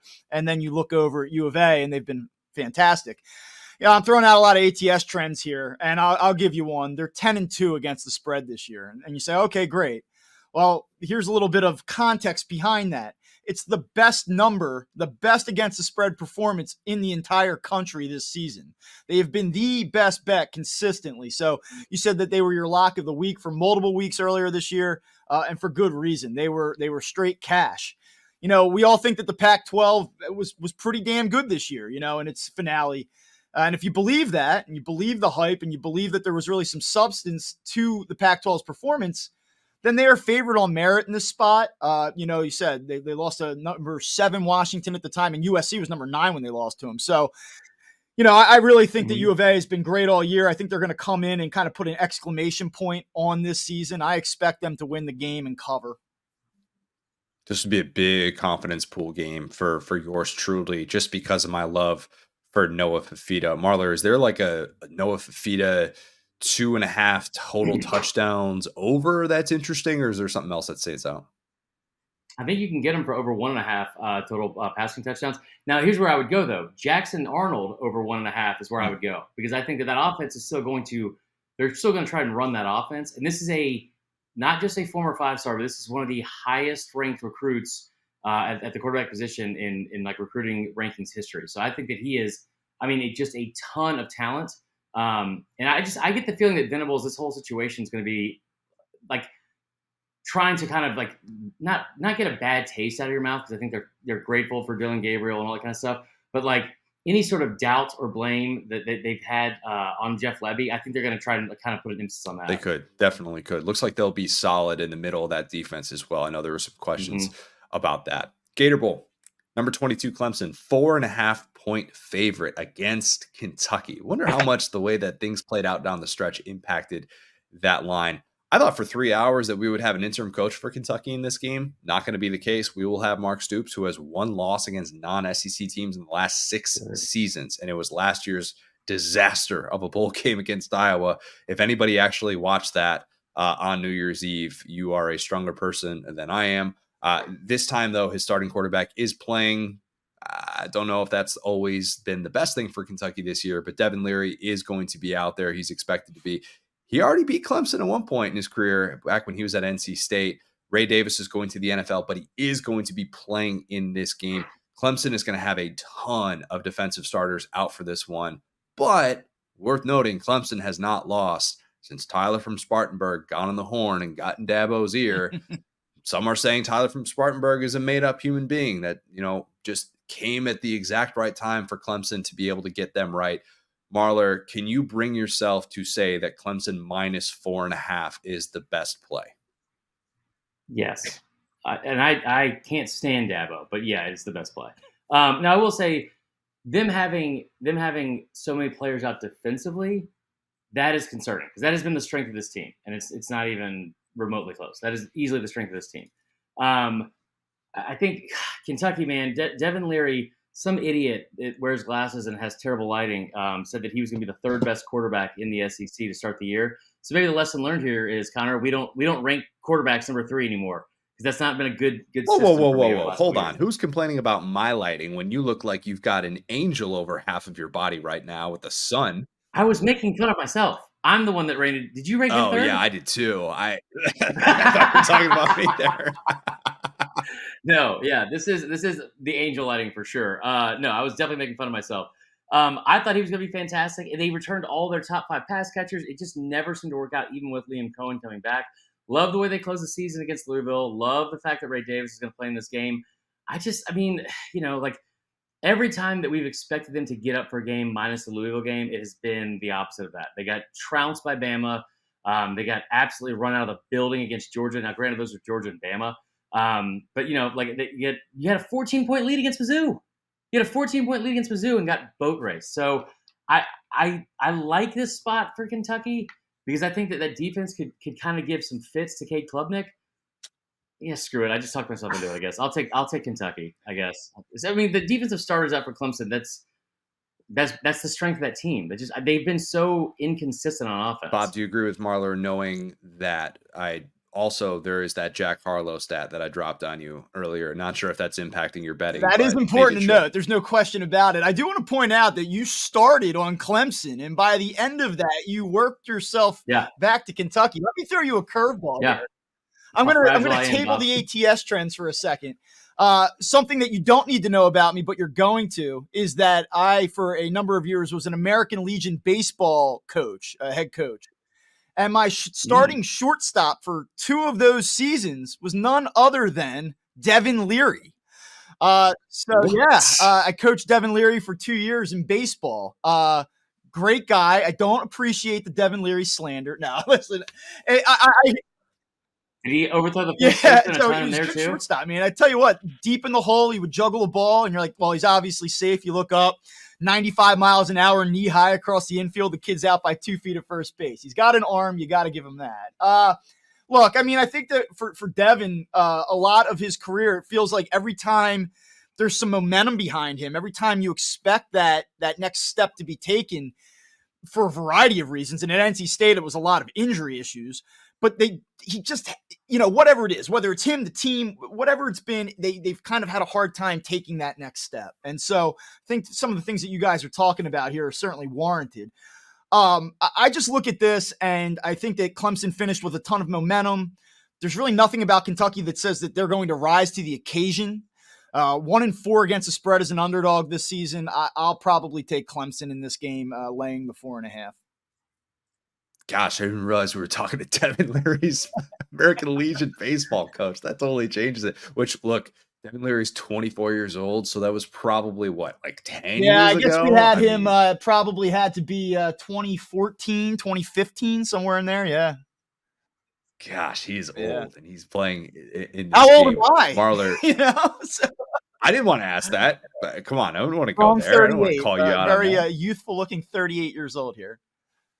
We're just a bunch of guys in our 30s who are going to be watching these bowl games and probably living and dying with them. There's nothing wrong with that.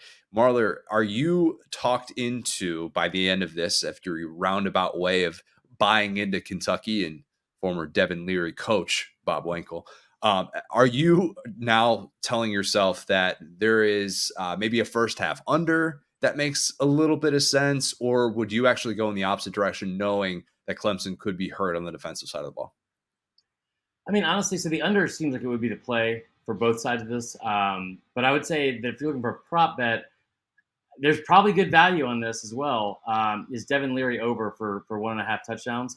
Only because of the fact that I don't think that you're going to run the football on Clemson as a method of beating them. And I mean, maybe, and I love Ray Davis. He's been awesome, and I think they'll probably try to, in his send off, give him his flowers and as many opportunities as possible.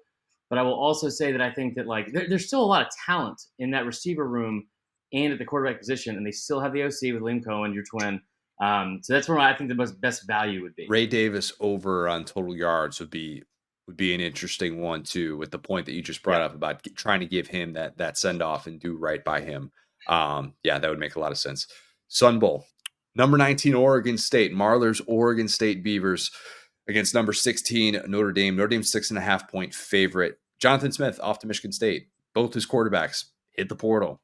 Passing game coordinator is the interim coach for Oregon State. Can't think of a whole lot of instances in which the passing game coordinator has been the interim coach, but here we are. Welcome to bowl season in the year of our Lord 2023. The quarterback of this game, Ben Gilbranson. You're like, wait, why is that a familiar name? He led Oregon State to the blowout win against Florida in last year's bowl game, and then he was the third string quarterback this year. He threw one pass, and he's going to get to start in this one. Sam Hartman skipping the bowl game. I think they should let Tyler Buckner come back and play in the bowl game. I don't care about the lacrosse career. Let them just play him in bowl games. He was awesome last year in the bowl game against South Carolina, minus that interception they threw in the end zone. That was maddening for Notre Dame fans. Irish could be without Joe Alt. They could be without Audric Estime in this one as well. If they opt out, follow that one. That could impact that line. That could bring that down from Notre Dame minus 6.5. Nagurski winner Xavier Watts will play in this game for the Irish. It's tough to put a whole lot of faith behind Oregon State for anyone, much less for you, Marler, I imagine. Listen, I've moved on past the Oregon State stuff. It's fine. Like they were, I had them preseason picked to win the Pac-12 at one point because I thought that it was going to be such chaos and mayhem that I thought they were going to be able to sneak up and get there. And they're a really good football team. I hate to say this, the DJU thing, him leaving doesn't really bother me as much. Love the stat you brought up, or the fact that you brought up about the third string quarterback playing against Florida last year. That's a different Oregon State team, I think, with more to prove. I still think they were a really fundamentally sound team through most of the year. Jonathan Smith leaving his alma mater, the place he played for, to go to Michigan State in kind of a money grab situation, which hats off to him. I like Notre Dame in this spot way more than I like Oregon State. I think it'll be close early still, especially with the new quarterback at Notre Dame. You also said that we don't care about Tyler Buckner's lacrosse career. Nobody cares about Tyler Buckner's lacrosse career. I like Notre Dame in this one. I think this is probably, for a confidence pool standpoint, I would be near max bet here on this one. Yeah, I don't think there's anything wrong with that. And if that line comes down too, that would be the only instance in which, if they do have those opt-outs on the Notre Dame side, it'll be interesting to see how that line moves. But Bob, how do you feel about Notre Dame minus 6.5? Yeah, I think there's been numerous occasions where you sort of taken the words right out of my mouth. And the only thing that sort of gives me pause about this game is the potential opt-out situation. I think that you look at Oregon State and you respect the season that they had. Certainly they gave Washington all it could handle, back on Thanksgiving weekend. There's a lot there. I got to tell you, I just keep coming back to this thing with Notre Dame. They were 8-3-1 against the spread this year. They were 6-2 as a favorite of more than 6.5 points. And that kind of defies conventional wisdom for me, because I would think that Notre Dame's a big public play and that anytime that they're a bigger favorite, it's just the odds makers kind of playing against the fact that they're such a popular team. So when I looked at this game, I said, I don't know. Like, everyone's going to want to bet Notre Dame. I'd probably just play against public perception. But then I see the performance that they've had against the number in this spot all year, and I say, okay, that gives me enough of a go-ahead to move forward with it. So I would take Notre Dame, barring anything crazy happening between now and kickoff in terms of who's available. Yeah, being without 3 of your 4 best players could potentially hurt the Irish in a spot like that, and it could speak to why that line is only at 6.5 and maybe not even bigger. Marler, is there anything that you look at from a prop standpoint that you like going into this one? Oregon State's running back, and I'm drawing a blank right now, name wise, because I keep thinking DJU for some reason how to spell that, and I can't do it. So I think Oregon State, that's their only answer on offense, is to be able to run the football. And they are a hard nosed football team. I think like that's where they're going to try to live. Too many question marks, I think, for Notre Dame. Somebody's going to have a breakout game for Notre Dame. Like there's going to be some player. Seems like there's always one like this in a game, like especially with like these like blue bloods or bigger name teams that are looking forward to next year.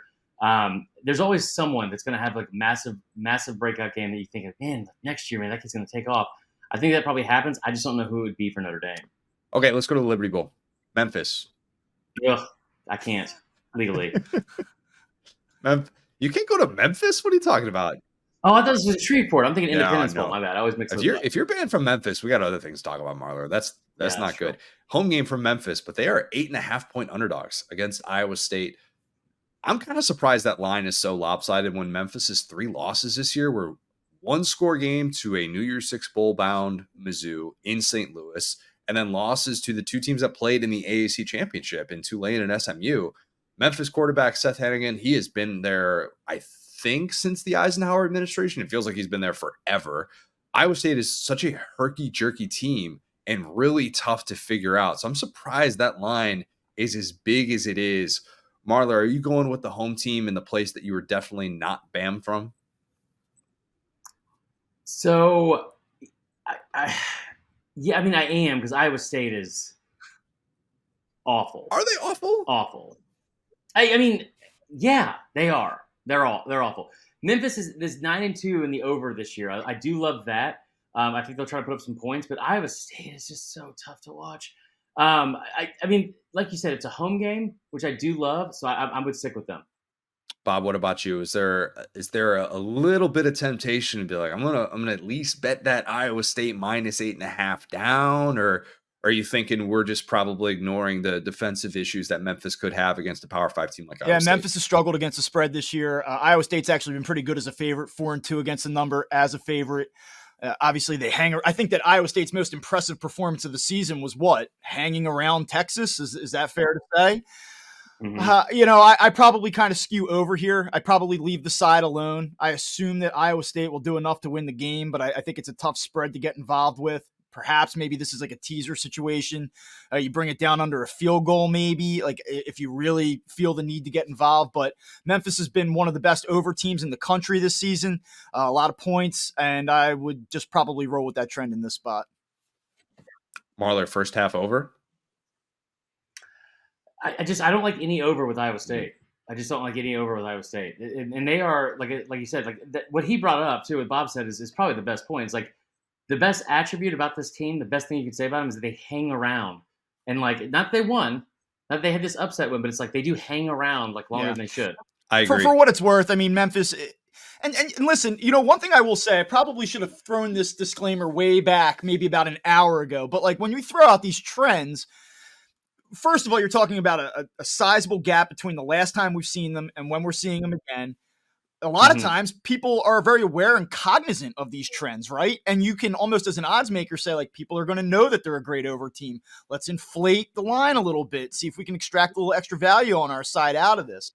But I do think that when you start to look at these games and you dive in, you realize who's in, who's out, what the motivating factors are, and you start to connect the dots, it makes some sense. Iowa State, not a great over team, not a great offense. I just think that in this situation, an Iowa State game that is almost up near 60 points, to me, like, again, like that sets off some alarm bells for me. I think there's going to be some points in this game. Yeah. And again, not a game that I'm dying to bet, but we're talking about it. So that's the way I would go with it. Brock Purdy ain't walking through that door. That's what I true. say. Just saying. Music City Bowl, Auburn, 2.5-point favorite against Maryland. The Big Ten's all-time leading passer, Talia Tagovailoa. How about that? That's Isn't it? insane. It's just one of those things that you wouldn't have ever expected for his career, and even because a lot of people forget that Maryland is in the Big Ten. Just a weird, fun trivia nugget to drop on people to show that you watch way too much college football. He is playing, though, in this one, which great to see, because when he's out there, he's one of the most fun quarterbacks in the country to be able to watch. Don't really know what to expect from these secondaries. Auburn could have opt-outs. I don't know. Some people would say, DJ James So opted what? out of that last play of the Iron Bowl and didn't play coverage on Isaiah Bond the way that he should have. Some people are saying that. I'm personally not. He took one wrong step. Um, Hate to see it. I know you do. You really do. That comes from your heart. Maryland could have some depth issues in the secondary as well. Hugh Freeze hasn't lost a bowl game since 2014 because he left Liberty before he would have definitely lost a bowl game last year, but that's neither here nor there. He has won 4 straight bowl games. Does Auburn bounce back from 2 devastating losses to end the regular season, albeit for very different reasons? Will the Tigers rush more than 2 if push comes to shove? I don't know. We will see. Marler, I know that you're probably going to tease that Auburn minus 2.5 lineup to what, like Auburn minus 20.5? Is that how good you're feeling about the Tigers? I I haven't brought up a teaser once because I know Bob is an actual real gambler and he does not want to hear me talk about teasers. But I would definitely jump in on a 10-point teaser on this one with taking them up to 12.5.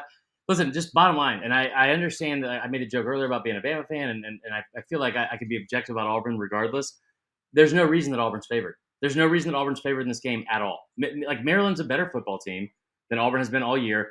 We are basing this solely off the fact that they almost beat Alabama. And then you're going to look back and say, well, they almost beat Georgia. No, they didn't. Like they came within 7 of beating Georgia.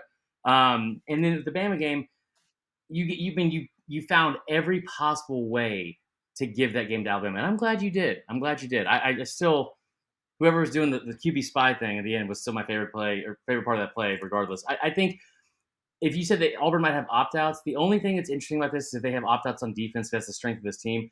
I don't know how Auburn's going to score. Maryland doesn't have like the best defense, but they've got some talent on offense for sure. I think Talia is a guy that like it's so bizarre to me because Talia is a guy that was remember he said that he was offered 1.5 million from an SEC school. It was Auburn in the offseason to go there, and obviously stayed at Maryland, which I think was a better move because of Loxley. I think this is a send off game for him. Like Auburn, I think the fans are going to show up in full force for sure. They're excited about this game and they're excited to get back to a bowl game and where the trajectory of this program is going. But I don't think that they should be favored in this game at all. Marler showed up with a Auburn hat and said, "Don't bet on Auburn to cover minus 2.5." And hate in my Yep, heart. you do. Bob, what about you? What's your feel for Yeah, this one? well, before you even dig into it, I look at the odds and I say, okay, well, we have a more prestigious program here in Auburn, a team that is at times an SEC power, going up against Maryland. Not exactly, I mean, listen, yeah, I know Power 5, but not exactly a prestigious football program. And I think that there's a little bit of that influencing what the odds are here because I do think that the wrong team is favored in this spot. The only thing I will say against Maryland is much like Iowa State, like what's the most impressive thing on Maryland's resume this season? Almost beating Michigan, right? Yeah. Almost beating Northwestern. Sure. I know they had a big win over Towson back in September. So I mean, like I think that that's one of the things that gives you a little bit of pause. But I just don't know how much Auburn's going to have after that Alabama game. Like you lose a game like that, the way you lose it. And I just can't see Auburn really getting up to take it to Maryland in this spot. So I think that when you look at the importance of the game overall, probably means more to Maryland. I would take Maryland in this spot. And also, let's not forget at all, guys. Like Auburn is a basketball school. They're a basketball blue blood. If you ask any of their fans, so it's basketball season. Has been for quite some time. Like, will their fans even care? Look, Auburn fans are going to be well represented in the Music City Bowl. If you think Auburn fans are going to pass up an opportunity to go to Nashville, you're out of your mind. They will be there in full force. This will probably feel like an Auburn home game. I'm not saying it's going to be Jordan Hare away from Jordan Hare, but just saying wouldn't be a surprise. Marler, is there an over on Peyton Thorne rushing yards? Because if there is, I think that would be really interesting. So it's hovered all season right around 30 to 38 yards. I will say that almost a system play for me throughout the year has been Talia Tagovailoa over 1.5 passing touchdowns. It's like there's been times like the Michigan State game that was one of my best bets of the week, and he covered it in the first like 6 minutes of the game. A little bit different animal going up against this team, but I think that they will try to, like I said, it's a send off game for him. He's obviously very close with Mike Loxley. I think that will be the focal point of the game plan. But I do like what you said. I tell you what, another one here too is Jarquez Hunter in the run game for Auburn. I think there's a lot of strength there. And I think that they'll probably be featured as well. Yeah, and Maryland top third in the country against the run. Kind of a tricky matchup Mhm. for Auburn in that regard. Okay, let's go to the most frustrating bowl name change that we have in this entire postseason. I Ugh. know it's rough. It's no longer the Outback Bowl. It is the ReliaQuest Bowl. I was there last year. It's just different vibes, man. Talk about gosh, a sponsor that look. I'm not here to bash them. Not saying anything like that. I am. I'm not. I refuse to do that. I'm just saying I miss watching Cole eat an entire bloomin' onion on the sideline. That's the content I need in my life. Nonetheless, Wisconsin, LSU. LSU's an 11-point favorite. If there is ever a game in which we're talking about watch the opt-outs, it is this one. Yeah. Okay. It is. You've already got Braylon Allen opting out of this one for Wisconsin. That's probably factoring into why that line is where it's at. We are recording this as we sit and breathe on December 12th. This game is not for a few weeks. So do not take what we have to say as gospel necessarily, and as regards to spreads and some of these props that could be taken off the board if there are opt-outs that happen. We don't know yet as of this recording about those LSU studs. Obviously, Heisman Trophy winner Jaden Daniels. You've got Malik Neighbors, Brian Thomas Jr.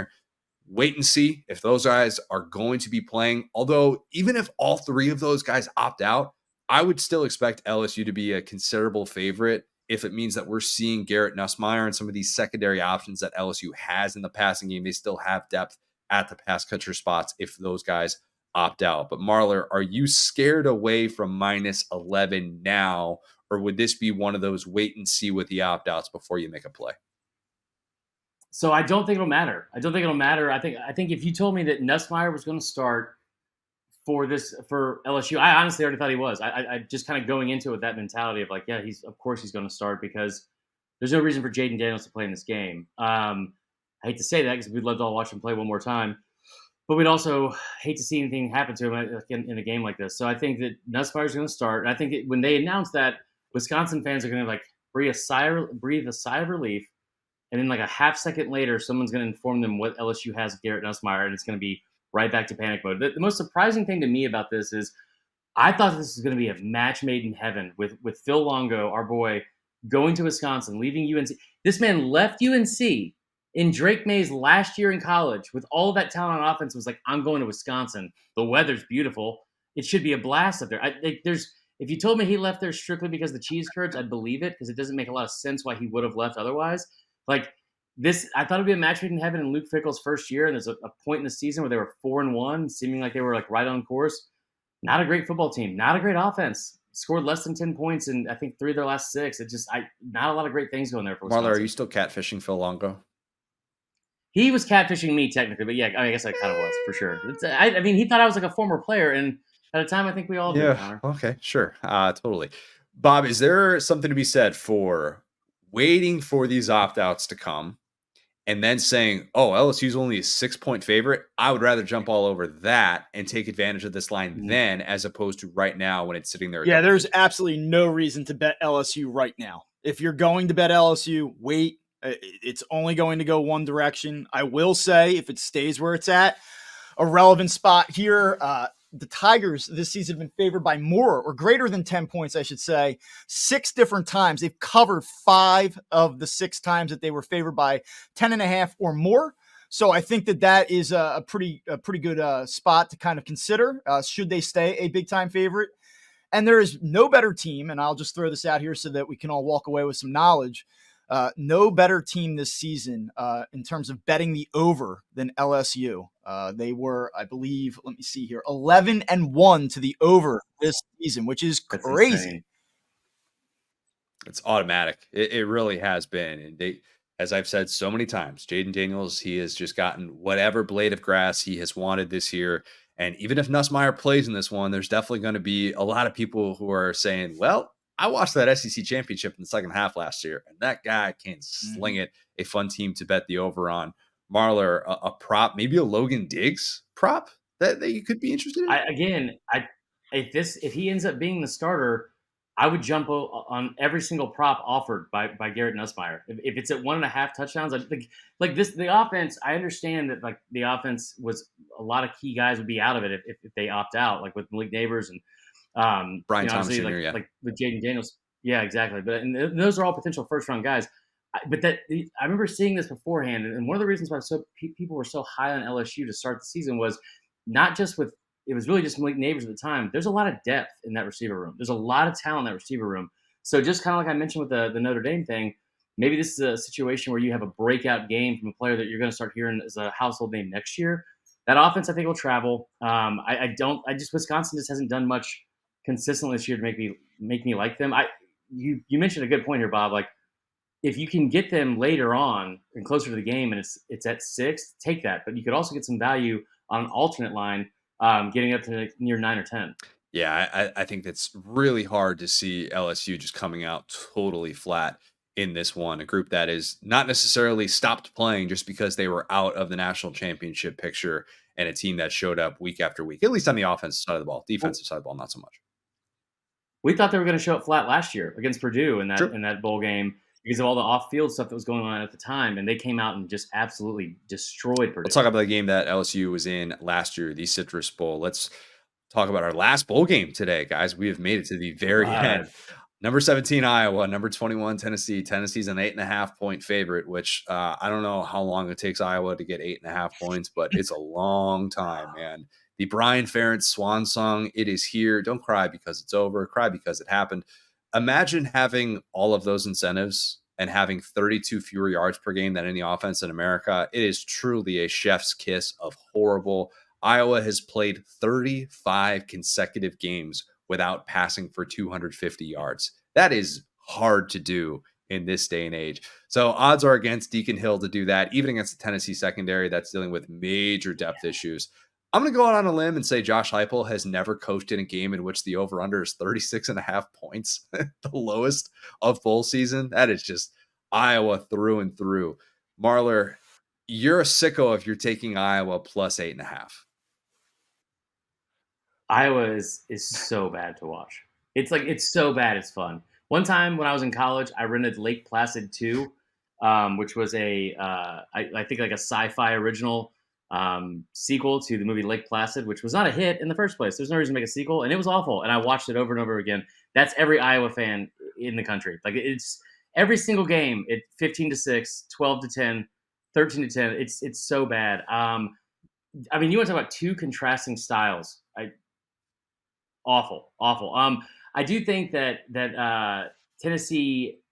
The most interesting part of this for me is Joe Milton going to play the entire 60 minutes? Fair question. I think Josh Heupel's going to try and do right by him, and they will leave him out there for at least 3 quarters, depending on what the score looks like. But if he struggles early and they decide, you know what, Nico Iamaleava, still crushing the pronunciation of that one. If it's time for the Nico era to begin, just something to keep in mind. I don't know that they want to throw him to the wolves, though, against that Iowa defense. That's the one thing that I would probably push back on and say Joe Milton is probably a little better equipped at this stage of his career to handle that than having a true freshman out there. Is he? Is he though? Yeah, I try to say something nice about Joe Milton. I love the idea that Joe Milton kept bragging in the offseason that he could throw the ball 90 yards, which is like literally impossible for Iowa to do in any 60-minute football game. And it's just been, again, two contrasting styles. Very true. Bob, friends don't let friends take Iowa to cover. I can't let you sit here and tell me why Iowa plus 8.5 is the play. I don't think I can, unless you could talk about I have nothing for you. Tennessee has been a pretty good front runner this year. They've been favored 5 times by greater than 7.5 points. They're 4-1 against the spread in those games. Iowa 1-2 when an underdog of at least 7.5 points. Iowa, to nobody's surprise at all, is the worst team in the country when it comes to hitting the over. They were 11-2 to the under this season. I see no reason to do anything but take the under in this game. I know that people are looking at this spread and going, or I'm sorry, looking at this total and going 36.5. My God, that's low. My reaction to this was, my God, that's high. We've seen them with, totals of 26, 25.5. I mean, they played a game last month and where hit. They would be, hit the under. I believe it was against Rutgers. It was the lowest total of all time. So, and I believe that they played a 13-10 game against Nebraska. It's horrible. Bob, it was the lowest of all time, and then the Yeah, next week lower. was even lower, Yeah. and then that You was the can't lowest set of a all time, and total it low hit. enough for Iowa. So 36.5 is like stealing money. Give it to this might be my play of the bowl season. Under. I can't I look like that. at this point. You just can't justify any of it. Any of it. Is this Marler? Is this one of those like across the board? We're just taking strictly unders. We're taking unders for all these Iowa Mm-mm. props. No, you're not taking Iowa No, over. I You will can't take say Iowa over on passing yards. I won't let you do that. no. I would never. What is it, like a I don't 7? know. I'm not doing Single that. digits. Um, no, I will say this. The thing that if you want Iowa to stick around, if you're an Iowa fan, I think the one thing that could happen is you watch Joe Milton when things get kind of frustrating for him. He doesn't seem to just kind of stay even keeled and like I haven't seen him say for 60 minutes within himself. I feel like in games like that where he gets frustrated as a quarterback, Iowa is going to frustrate you because it makes zero sense while there's that many white kids in the secondary that are absolutely just locked on the entire time. It's ridiculous. But I'll also say this: I think that the play here from outside of like the actual spread, and I don't have the line on it yet because it's not out, but it's almost a system play for me this year. Tennessee to score first. At one point this season, Tennessee had scored first in 27 of Josh Heupel's 33 career games. They score first a lot, a lot. But when they're on script, they're very, very dangerous. And the other thing here is that Iowa sucks, so that probably will stay the course. Iowa's defense does not suck. That we know. No. But Tennessee with Josh Heupel, even in their lean offensive times like this year has been, they can score on the 85 Bears on an opening drive. They absolutely can. Mm-hmm. Scoring first, that seems very, very obvious. Gosh, It, if you go ahead, Marley, you got a thoughts on I was just saying, you're gonna talk if you can yourself. get another Don't prop. talk yourself into a live bet on Iowa taking the over. Just don't do that. I can't. Well, I will tell you that right now that Iowa 24 and a half. What do you call it? Over under against Nebraska. I teased the blank out of that. They were 2.5 point underdog, and I think Oklahoma was favored by 9, so it was 10 points, and all they had to do was cover 12 and a half total points. It was ridiculous. I will say this: if you can get a prop on total field goals made in this game, and it's right around 3, if it's 2.5, 3.5, I think that's a good bet too. Is there a punt prop? It'll fly Yeah. over. I mean, All for right. sure. Yeah. Guys, that'll do it. That is a wrap. That was a lot of bowl games. Again, we're recording this like this coming out mid-December, so it is before the opening bowl game. So for some of those later bowl games with opt-outs and lines and stuff like that, those things are going to change, but hopefully we gave you a good baseline for how to approach a lot of these. We're going to be having these episodes every single week. That's the plan. We're going to next be previewing the non-playoff New Year's Six games. We're going to get to the New Year's Six games, and then or the playoff games rather, and then we'll preview the national championship. And we're going to give everybody gambling advice on how to be able to watch this game and sit there in your office when you have nothing else going on and you just want a piece of the action. That is what we are here to provide. A reminder, you must be 21 years or older to gamble. Please gamble responsibly and within your limits. If you need assistance, please call 1-800-522-4700. That's 1-800-522-4700. That's Betting the Bulls. Thanks, guys. Do this again soon. Hey, sports fans, we've got an exciting offer exclusively for new users of ESPN Bet. When you join, be sure to enter the promo code SOUTH during sign up to unlock an additional $50 in your betting account. That's right, you can wager on your favorite sports and receive up to $250 in bonus bets when you use the promo code SOUTH. Please remember, you must be 21 years old to participate in sports betting. We encourage responsible gambling within your means. If you ever need assistance or support, please reach out to 1-800-522-4700. Join the action today and make the most of this fantastic offer.